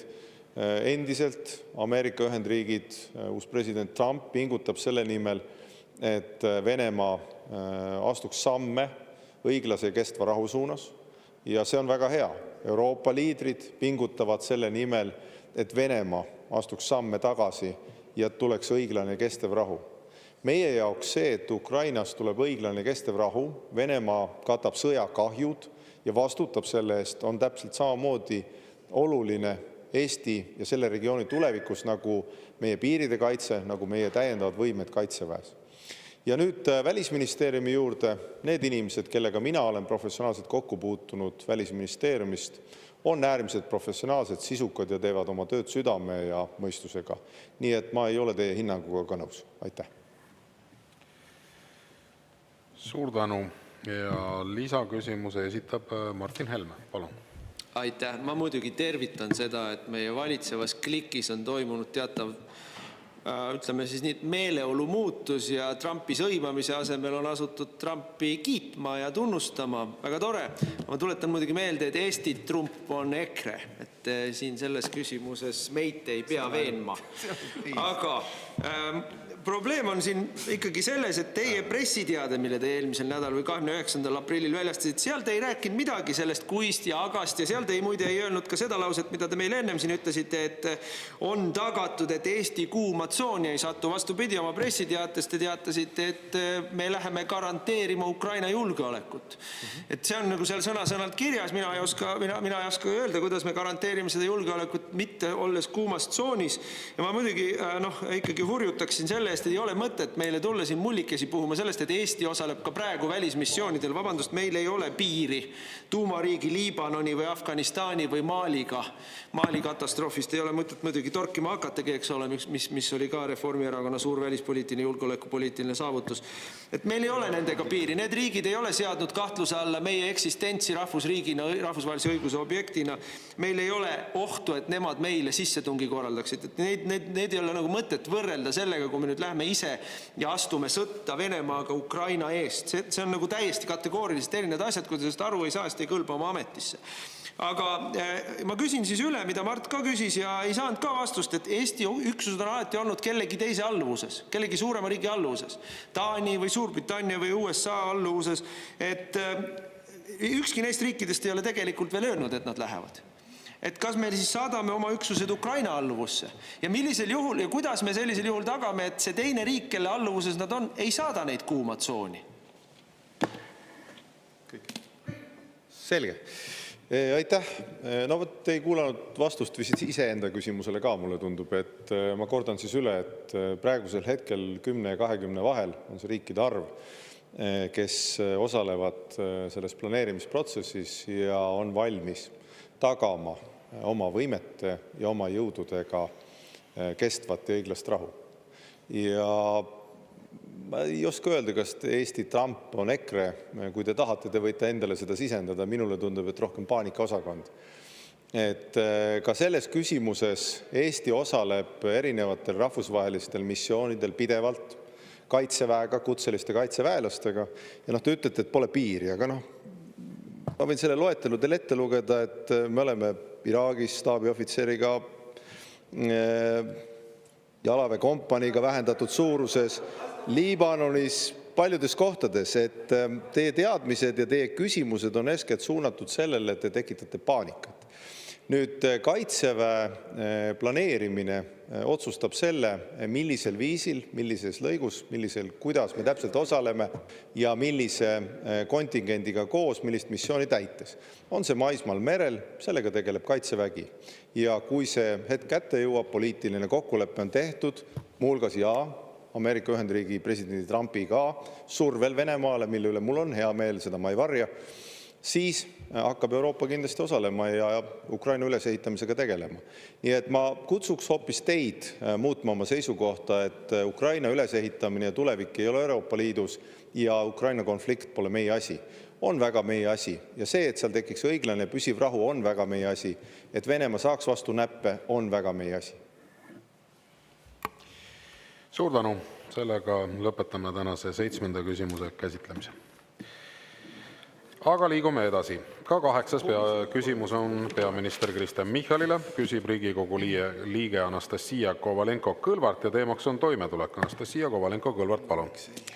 Aitäh, austatud peaminister. Kuna toimetulek on meil seotud nüüd korruptsiooniga ja korruptsioonivastase erikomisjoni tööga, siis tõesti ma olen tegelikult nõus sotside juhiga Lauri Läänemetsaga, et tulekski korraldada avalik istung Porto Franco kaasuses, kuhu kutsuda kõik endised erakonnakaaslased, kes olid nende otsustamise juures, kaasa arvatud ka Tanel Kiik ja Jaak Aab, kes on nüüd sotsiaaldemokraatides.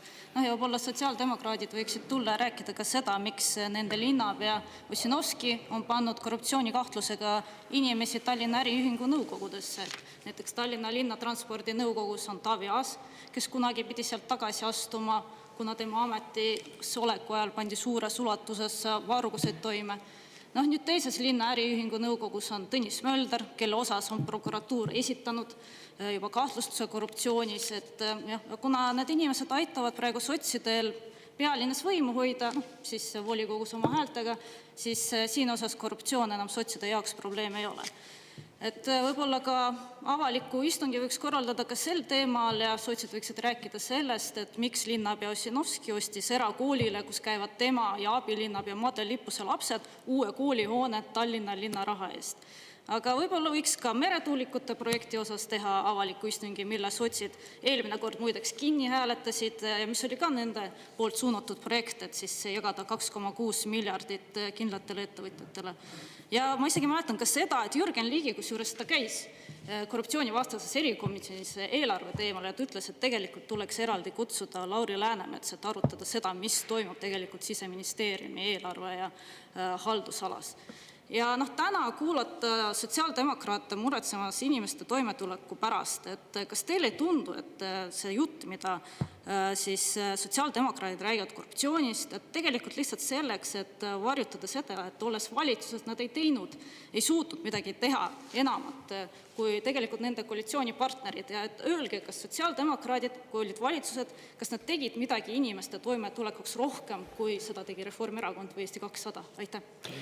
Suur tänu, enne kui te vastate, härra peaminister, et see on nüüd siis, teema on küll toimetulek, aga kuna te eelnevalt siin sõnastasite, et see on võib-olla toimetulek sellises kitsamas mõttes, et siis palun, härra peaminister, kui te soovite vastata, siis palun.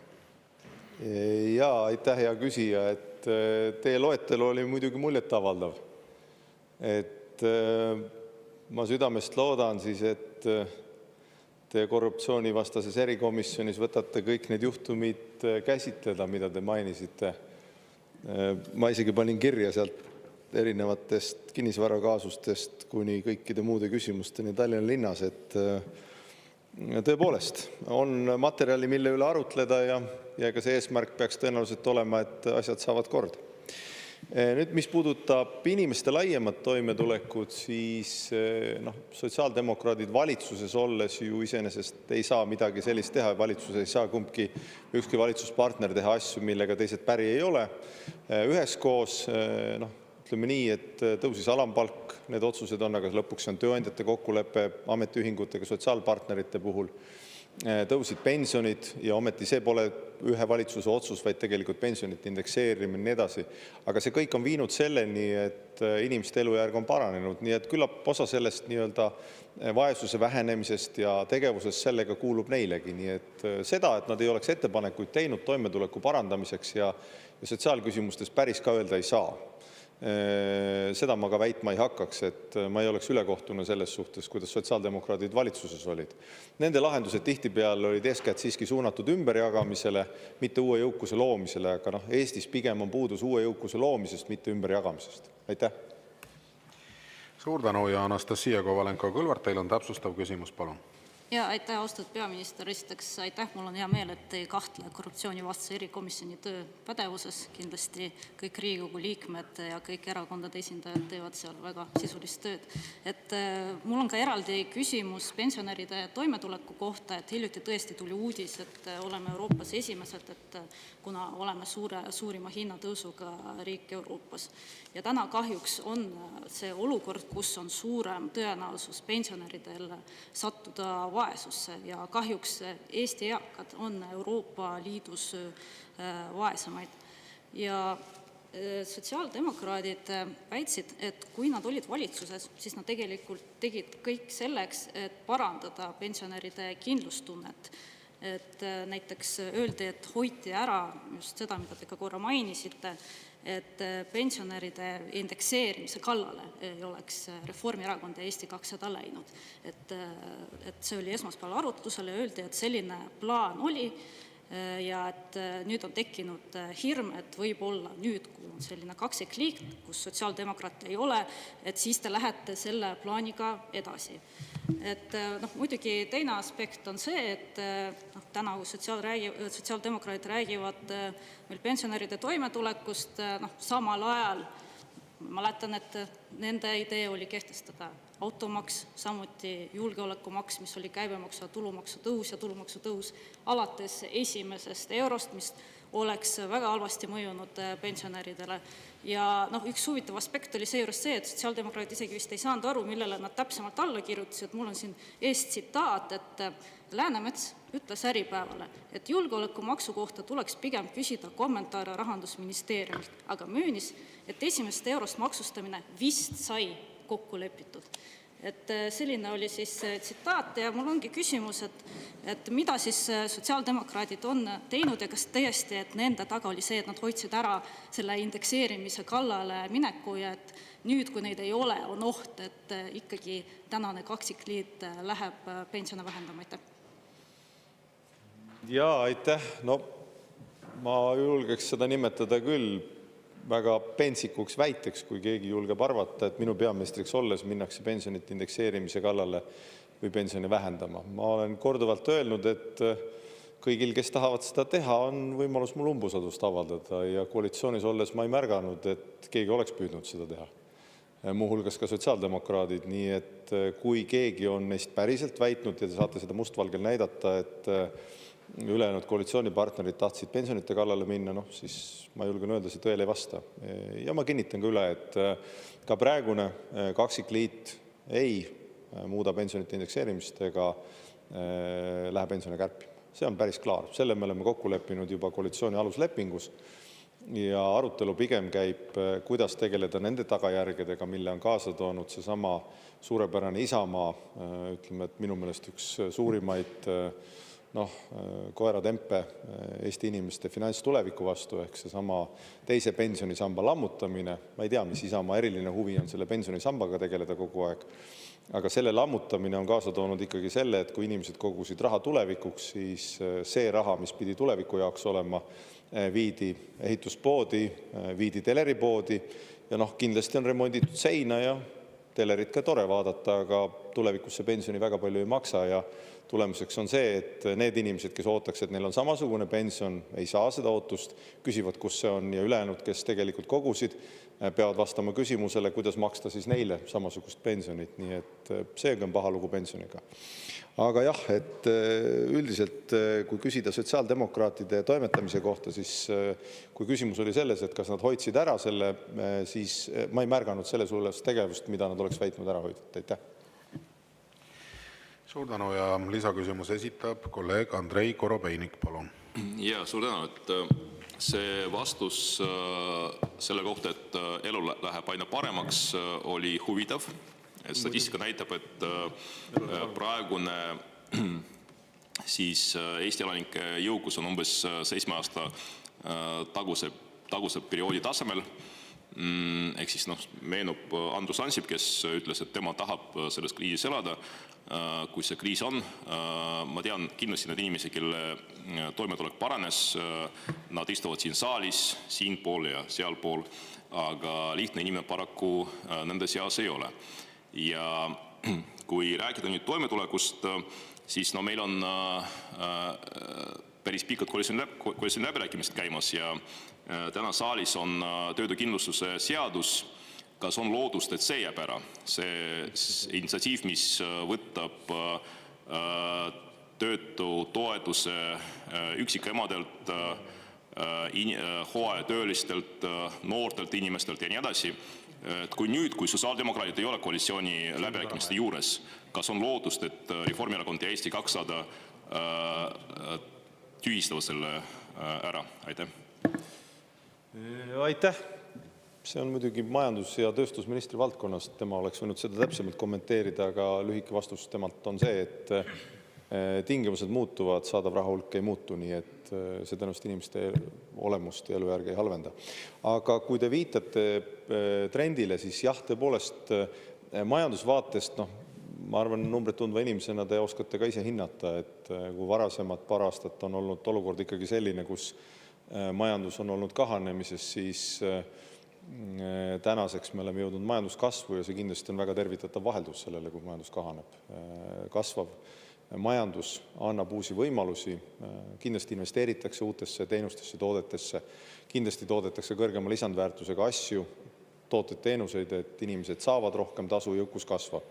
Ja kui me vaatame ka numbreid, mis on kindlasti majanduse trendi mõttes minu hinnangul võib-olla isegi veidi alahinnatud, mida ei ole võib-olla nii palju laialt käsitletud, on see, et 2023. aastal ehk siis viimastel aastatel, kui majanduses on keerulised ajad olnud, on Eesti ettevõtjad rekordilise panustuse teinud teadus- ja arendustegevusse. Miks see oluline on? See võib-olla tundub selline nagu kauge küsimus, siis ometi me oleme tahtnud nihkuda oma majandusega ju kõrgema lisandväärtuse majanduse suunas. Kui 2017. aastal oli umbkaudu 2100 inimest teaduskraadiga ettevõtetes tööl, siis 2023. aastaks see oli juba mälu järgi öeldes umbes 4500. Mis tähendab seda, et Eesti majanduse nihe isegi keerulistel aegadel on läinud õiges suunas. Nüüd on majandus ka arvudes kasvama hakanud. Eksporditurgude vaade on ka mõneti parem. Skandinaavias, eriti Rootsil läheb kenasti. Loodetavasti Saksamaa, kus nüüd on uus kantsler paigas, saavad oma majandusotsused ja erinevad juhtimisotsused ka käima. Et see tähendab seda, et ikkagi majanduse vaatest tõenäoliselt me oleme kasvutsükli alguses. Ja kui ma vaatan ka eile kommertspankade prognoose, üks oli Swedi prognoos ja teine oli Swedbanki prognoos ja teine oli SEB prognoos, siis need küll erinesid, aga mõlemad indikeerisid umbes 1,5%, 2,5% kasvu selleks ja järgmiseks aastaks. Nii et tõepoolest, ma julgeks öelda, et läheb paremaks ja kui vaadata nüüd väiksema sissetulekuga inimeste puhul, siis see, mida ka teie eel küsiti, siis ütleme, see sama esimesest eurost tulumaksustamine, kui see kaob, me selle siin saalis tühistame, siis see aitab väiksema sissetulekuga inimesi, kui 2026. aastast tõuseb tulumaksuvaba miinimum 700 euroni, seegi aitab. Nii et kõik need sammud tegelikult aitavad inimestel paremini toime tulla ja samamoodi on alampalk tõusnud, nagu mainitud, ja pensioni asendusmäär pole vist, ma arvan, faktina kunagi nii kõrge olnud, kui ta praegu on. Et trend liigub õiges suunas ja loodetavasti ka hinnatõus järgmiseks aastaks taltub. Aitäh! Suur tänu!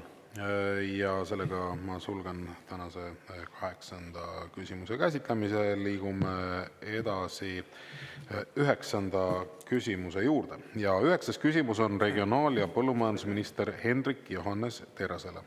Küsib Riigikogu liige Mart Maastik ja teemaks on parvlaevaühendused suursaartega. Mart Maastik, palun. Suur tänu, härra eesistuja, lugupeetud minister.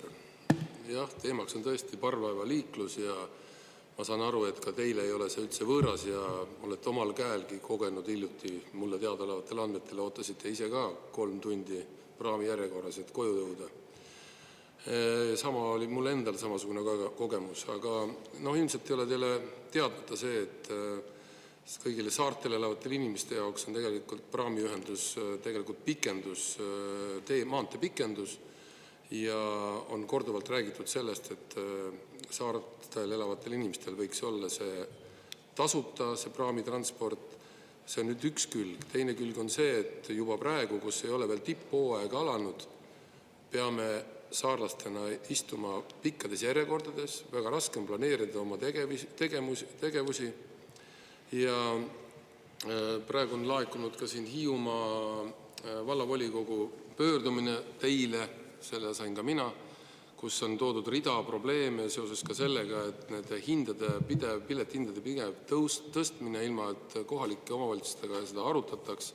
Kusjuures on teada, et TS Laevad, kes siis opereerib neid liine, nende kasum oli siin üle 1 miljoni euro ja samas oli näha ka näiteks pühapäevasel praami järjekorras, et suured rekkad puidukoormatega kõige tippumal ajal täitsid ka veel praame. Probleeme hästi palju.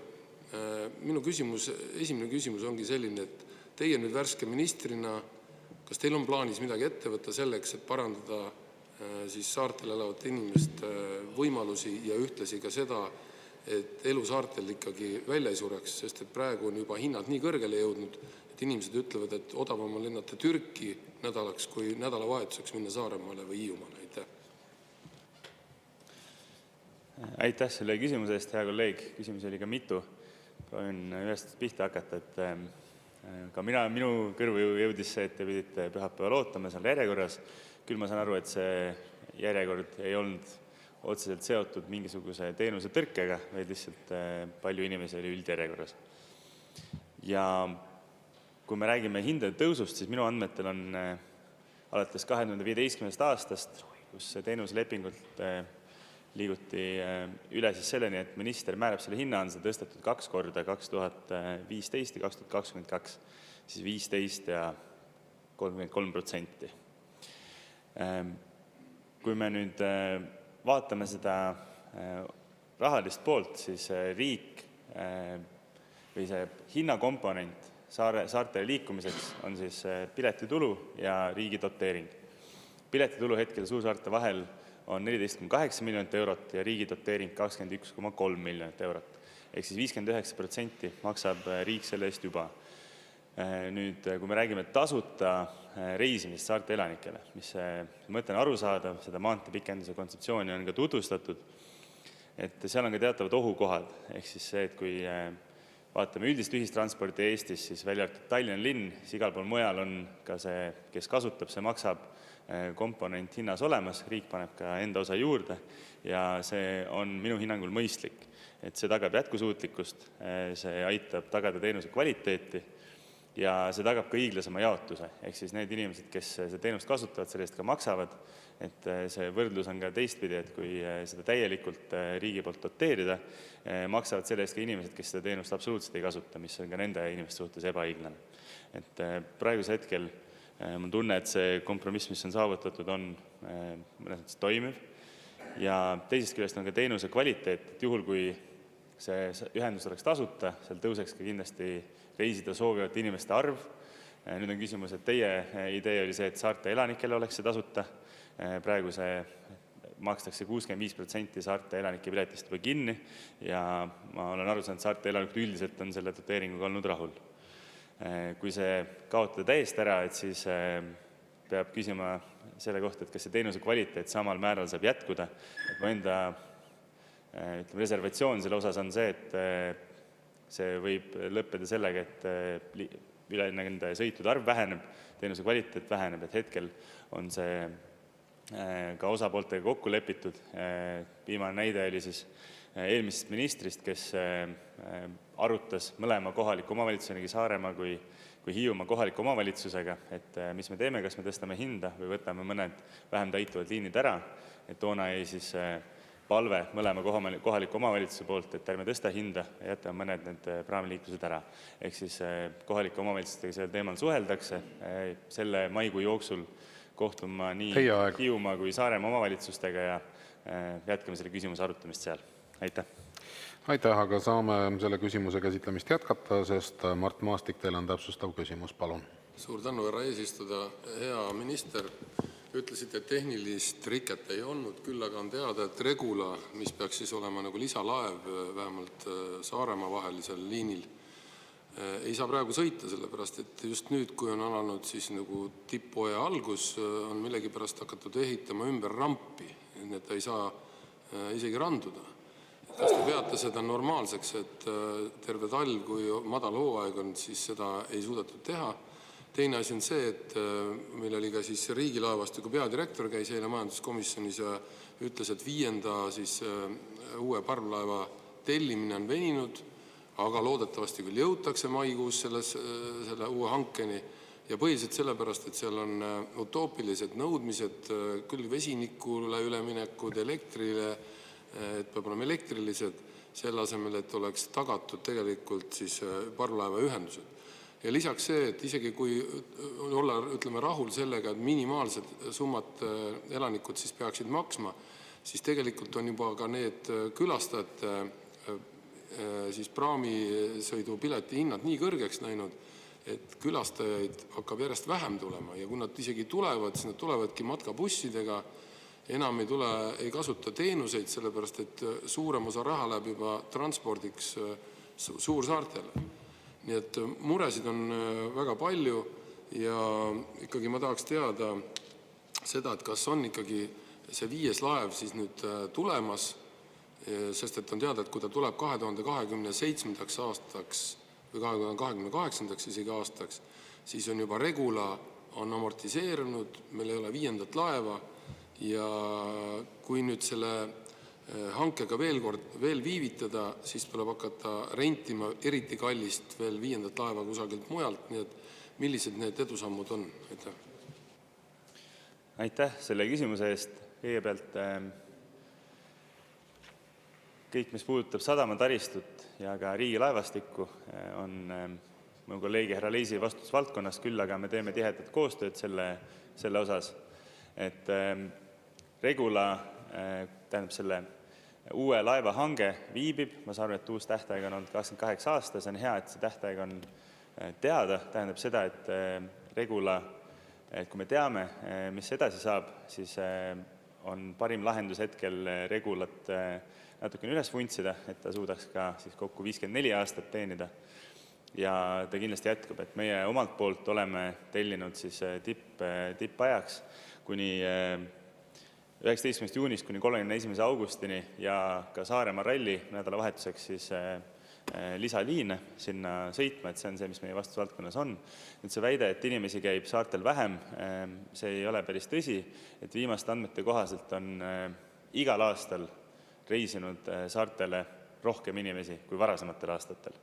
Et viimasel aasta tõus oli 2% ja see, mida inimesed saartel teevad või kuidas nad sinna liiguvad, kas nad sõidavad matkaautodega sinna, et see pigem on inimeste enda valik ja mina toetan seda, et neil on õigus enda aega veeta saarel nii, kuidas nad soovivad. Aitäh!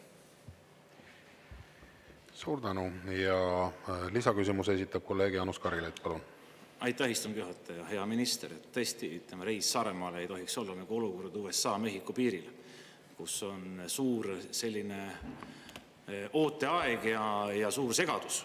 Et mind jäi kriipima teie väide, et selle tegemist ei olnud teenuse tõrkega, vaid lihtsalt oli palju inimesi. Minu arvates see on nagu ebaloogiline väide, et ka teenuse planeerimisel ja teenuse kujundamisel ju peab arvestama sellega, et maikuus, juunikuus, juulikuus võib tulla Saaremaal rohkem inimesi. Et ma arvan, see väide ei olnud adekvaatne. Ja teiselt poolt, kas olete mõelnud ka siis väga selgete lahenduste peale, et saarlastele võiks olla eelisjärjekord, kas rekkad ei peaks saama näiteks mingitel päevadel ületada, panna mingisugused siis päevalimiidid sinna või siis tuua uus laev liinile, ja millises aja mõõtmest olete nende lahenduste peale mõelnud? Aitäh! Täpsustan, et ma kuulsin, et oli pikem järjekord, siis ma küsisin üle, et kas seal tihtipeale need pikad järjekord juhtuvad juhul, kui mõni laev ei opereeri parasjagu, juhtub mingi tõrge, et sellist probleemi sellel ajahetkel ei olnud. Samuti on kõikidel inimestel, kes saarte vahelt liiguvad, võimalus osta pileteid ka ette, et antud olukorras oligi siis see üldjärjekord, kes ei olnud piletit ette ostnud, et see läks pikaks. Olen ka ise selle küüs langenud, kui ma ei ole endale piletit ette ostnud, et see soovitus kindlasti on, eriti kui reisi võtakse pikemalt ette planeerida. Ja seoses nende ettepanekute, kuidas sellega edasi toimetada, et Saaremaa omavalitsus on minu poole juba pöördunud ettepanekutega ja me peatselt lähme Saaremaale neile külla, arutame täpselt, mis seal teha annaks, kus need kitsaskohad on, et siin peab arvestama ka meie rahalist võimekust, nagu me enne ütlesime, 21,3 miljoni euroga riik seda ühendust doteerib, Saaremaal on siis summa umbes natuke suurem kui Hiiumaal, sest liine on rohkem, et selle raames, et mis need ootused on ja kuidas me seal saame kokku leppida, et ma usun sellesse, et hea suhtlus omavalitsusega kindlasti on kõige parem viis selle lahenduse leidmiseks ja teenuse võimalikult hea kvaliteedi tagamiseks. Aitäh! Suur tänu ja sellega lõpetame tänase 9. küsimuse käsitlemise. Liigume hoogsalt edasi, oleme jõudnud 10. küsimuseni, mis on täna peaminister Kristen Michalile. Küsib Riigikogu liige Varro Vooglaid ja teemaks on kaitseväelaste Ukrainasse saatmine. Varro Vooglaid, palun. Ja suur tänu. No eks me seda küsimust oleme nüüd siin juba mitmes voorus käsitlenud, aga kuna küsimuse kaal on suur, siis ei tee paha veel natukene lähemalt neid asju vaadata.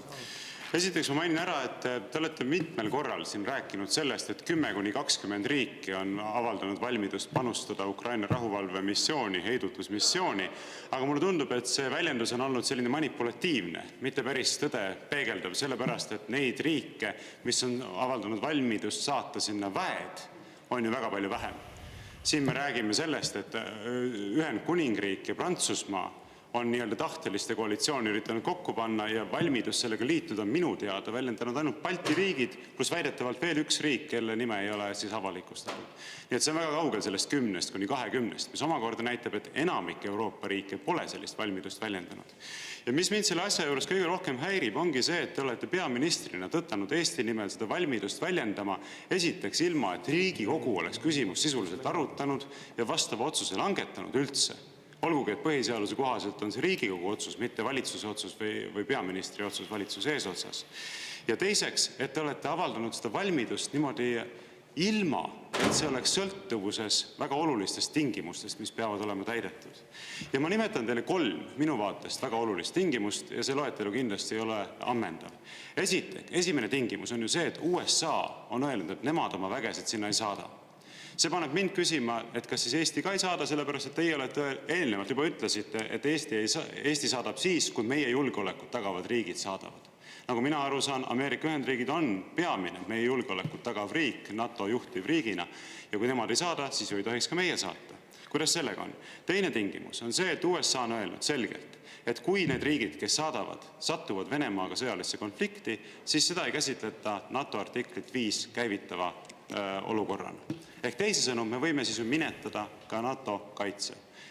Ma 3. tingimuseni jõudnud ka aeg sai otsa, aga küsin pärast lisaks. Aitäh. Härra peaminister, palun. Jah, aitäh. No küllap pärast küsite selle 3. ka, siis on kindlasti huvitav. Ühesõnaga, kõigepealt ütlete, et teid häirib. Mina suudan sellega elada, et see teid häirib. Meie vaated on erinevad, midagi teha ei ole. Andke andeks. Et nagu ma meenutasin selle juurde, et vaadake põhiseaduse muutmine ja selles, et agressorriikide kodanikud siinsetes asjades kaasa ei räägi, oli minu jaoks oluline. Ma ütlesin ühel hetkel, et see tuleb ära teha ja mul on väga hea meel, et terve Riigikogu saal pani seljad kokku ja sai selle tehtud. Teid ma hääletult ei mäleta. Te jäite kadunust kuidagi. See ei ole mitte küsimus millestki muust, vaid küsimus sellest, kuidas me suhtume agressorriikidesse. Ja mina arvan, et agressorriikide kodanikud ja agressorriikide tunnete pärast me liigselt ei pea muretsema, seda esiteks. Teiseks, tulles selle juurde, et Eesti osaleb ju pidevalt läbi aastate erinevatel partneritega koos julgeolekumissioonidel, rahutagamisoperatsioonidel ja ma olen teile ka numbreid kirjeldanud erinevatest kohtadest, et ega siis 2025. aastal on meil operatsioonidel osalemiseks mandaate 128 kaitseväelasele. Reaalselt lähetatakse natukene vähem. See on iga-aastane tavapärane praktika. Kui on poliitiline kokkulepe, millisel moel saavutatakse kestev ja õiglane rahu, milles on osaline, hoolimata sellest, kuidas iganes te tahate seda kirjeldada tänase avaliku kommunikatsiooni nii-öelda alusel ka Ameerika Ühendriigid, sest minu meelest president Trump, kelleks Martin Helme ennastki pidas, et ütles, et EKRE on Eesti Trump, survestab Venemaad sellesama rahu suunas, siis kui selline rahu tekib, siis Euroopa Liit, Euroopa riigid, võib-olla ka laiemalt kui Euroopa Liit, võtavad kindlasti sellest rahu tagamisest osa ja osa sellest, et Ukraina saab üles ehitatud ja leiab tee Euroopa Liitu, kuhu ta kindlasti kuulub. Nii et selles missioonis, selles tegevuses me kindlasti oma liitlastega Ühendkuningriigi, Prantsusmaa, loodetavasti ka Ühendriikidega koos toimetame. Aitäh! Ja saame tõepoolest jätkata. Varro Vooglaid, teil on täpsustav küsimus, palun. Ja suur tänu. No esiteks ma ütlen, et te näitate üles väga madalat taset, härra Michal. Ma usun, et te suudate enamat. Püsime teemas, räägime asjast. Me võime rääkida ka kohaliku omavalitsuse volikogude valimisõiguse piiramisest, see on eraldi teema, võime sellest hea meelega rääkida. Aga hoiduda minu küsimustele vastamisest lihtsalt teema kõrvale viimisega näitab, et te praktiseerite kehva taset. Seda esiteks. Nüüd teiseks, selline mõttetu hurjutamine, et mul on ükskõik, kas see teid häirib, et ma suudan sellega elada, näitab jällegi kehva taset. Sest et mina osutasin sellele, mida ütleb Eesti Vabariigi põhiseadus. Põhiseadus ütleb, et otsuse selle kohta, kas saata Eesti Kaitsevägi välismissioonidele, langetab Riigikogu. Ja kui te austaksite põhiseadust, siis te ei praaliks avalikult sellega, et jah, Eesti on valmis saatma, olgugi et Riigikogu ei ole küsimust arutanudki, rääkimata vastava sisulise otsuse langetamisest. Nii et ei ole mõtet siia tulla ülbitsema ja niimoodi kuidagi lehvitama oma loosungitega, vaid räägime siiski asjast sisuliselt. Nüüd edasi, te ei vastanud minu küsimusele. Te eelnevalt ütlesite, et Eesti saadab oma kaitseväe üksuse Ukrainasse missioonile, kui seda teevad riigid, kes tagavad Eesti julgeolekut. Minu teada Ameerika Ühendriigid on peamine riik, kelles nähakse Eesti julgeoleku tagajat. Seejuures ma ütlesin, Ameerika Ühendriigid on selgelt öelnud, nemad ei saada oma armeed Ukrainasse. Ja lisaks ei käsitle nad seda NATO artikkel 5 järgselt olukorda käivitavate sündmuste ahelana, kui need riigid, kes sellest hoolimata saadavad, sattuvad sõjalisse konflikti Venemaaga. Ja nüüd see kolmas tingimus, mida ma ennem ei jõudnud mainida, seisneb selles, et Venemaa on väga selgelt öelnud, et need riigid, kes saadavad oma kaitseväeüksuse Ukrainasse, neid käsitletakse sõjas olevana. Ja nende kaitseväeüksusi, nende sõjaväeüksusi käsitletakse legitiimse sõjalise rünnaku objektidena. Ehk teisisõnu, te ignoreerisite täielikult minu eelnevat küsimust, mis tõttu ma tegelikult oma täpsustava küsimuseni siinkohal ei jõuagi, vaid palun teil lihtsalt vastata sellele küsimusele, mis teile sai esitatud. Kui Ameerika Ühendriigid ei lähe, kas siis ka Eesti ei lähe? Aitäh. Aitäh. Seda, et välismissioonid otsustab parlament, on kõigile selge. Seda on ka erinevatest avaldustest öeldud. Päevast üks olen ma seda öelnud, kui on välismissioon planeeritud, sellekohane seisukoht võetud vastavalt Kaitseministeeriumi, Välisministeeriumi, Vabariigi Valitsuse otsusele, siis me kindlasti tuleme parlamenti sellele mandaati küsima ja loodetavasti selle mandaadiga saame. Teiseks, see, mis puudutab eelnevat viidet, siis vaadake, mina arvan, et te otsite ja enda retoorikas ehk ka leiate erinevaid põhjusi, miks Eesti ei peaks Ukrainat aitama. Ja mina suudan elada sellega, et me jääme selles eriarvamusele. Ma arvan, et te olete eriarvamusel enamus Eesti rahvaga. Ukraina konfliktis õiglase või agressioonis õiglase ja kestva rahuni jõudmine, see, et Venemaa, mitte meie Euroopa maksumaksjad maksavad kinni selle kulutused, tehtud kahjud, on ainuvõimalik tee. Ja selles on üheskoos kindlasti nii Ameerika Ühendriigid kui Euroopa liidrid. See surve on selles suunas minemas. Ja kui te küsite, et kas me peaks pelgama välja öelda, et me oleme Ukraina poolel või tulevikus aitame tagada kestvat õiglast rahu, võib-olla on teile jäänud saladuseks, aga igal aastal me oleme ju 0,25% oma SKP-st aitamas Ukrainat sõjaliselt. Me enne seda vabariigi aastapäeva otsustasime veel täiendava relvaabi Ukrainale. Nii et kui asjad selged pole, siis seda nad on. Ja kõige kindlam viis tagada, et NATO ja Euroopa Liit on ühtne, on ikkagi näidata jõudu ja hoida seljad koos oma liitlastega. Ja seda me kindlasti teeme. Aitäh! Suur tänu ja me jõuame ühe ja viimase küsimuse võtta. Lisaküsimus, Martin Helme, palun. No vaat, aga ei ole ju mingit ühtsust. See, mida Varro praegu ütles, ameeriklased ei saada vägesid. Britid ka tegelikult räägivad mingisugust udujuttu ja ei saada vägesid. Prantslased räägivad, kuidas peaks saatma, aga ei saada vägesid. Poolakad, soomlased on otse välja öelnud, et ei saada vägesid. Nemad piiririigina Venemaaga ei saa seda endale lubada. Et ei ole ju mingisugust ühtsust, on ainult impeerium Eesti, imperaator Michali juhtimisel, kes kogu maailma korrale kutsub, tükeldab riike ja surub põlvili. Et vaata, siin nüüd me jõuamegi selle suhtumise jutuni, millest sa rääkisid. Sina suudad elada sellega, aga kas Eesti rahvas ka ellu jääb selle tagajärjel, mida teie seal ärplete? Kas Eesti 10 000 eestlased, kui näiteks Venemaa agressorriik tõesti, meil on ühine suhtumine, ongi agressorriik, väga ohtliku agressorriik ja meie tükime selle agressorriigiga sõtta praegu teie juhtimisel. Kui paljud inimesed siis jätavad elamata selle otsuse tagajärjel Eestis? Kas need sõdurid, kes sealt Inakirsust tagasi tuuakse missioonilt, nemad suudavad elada selle Michali otsusega või? Need ei ole nagu mängu küsimused. See ei ole siin sellise poliitilise hoiaku väljendamise koht.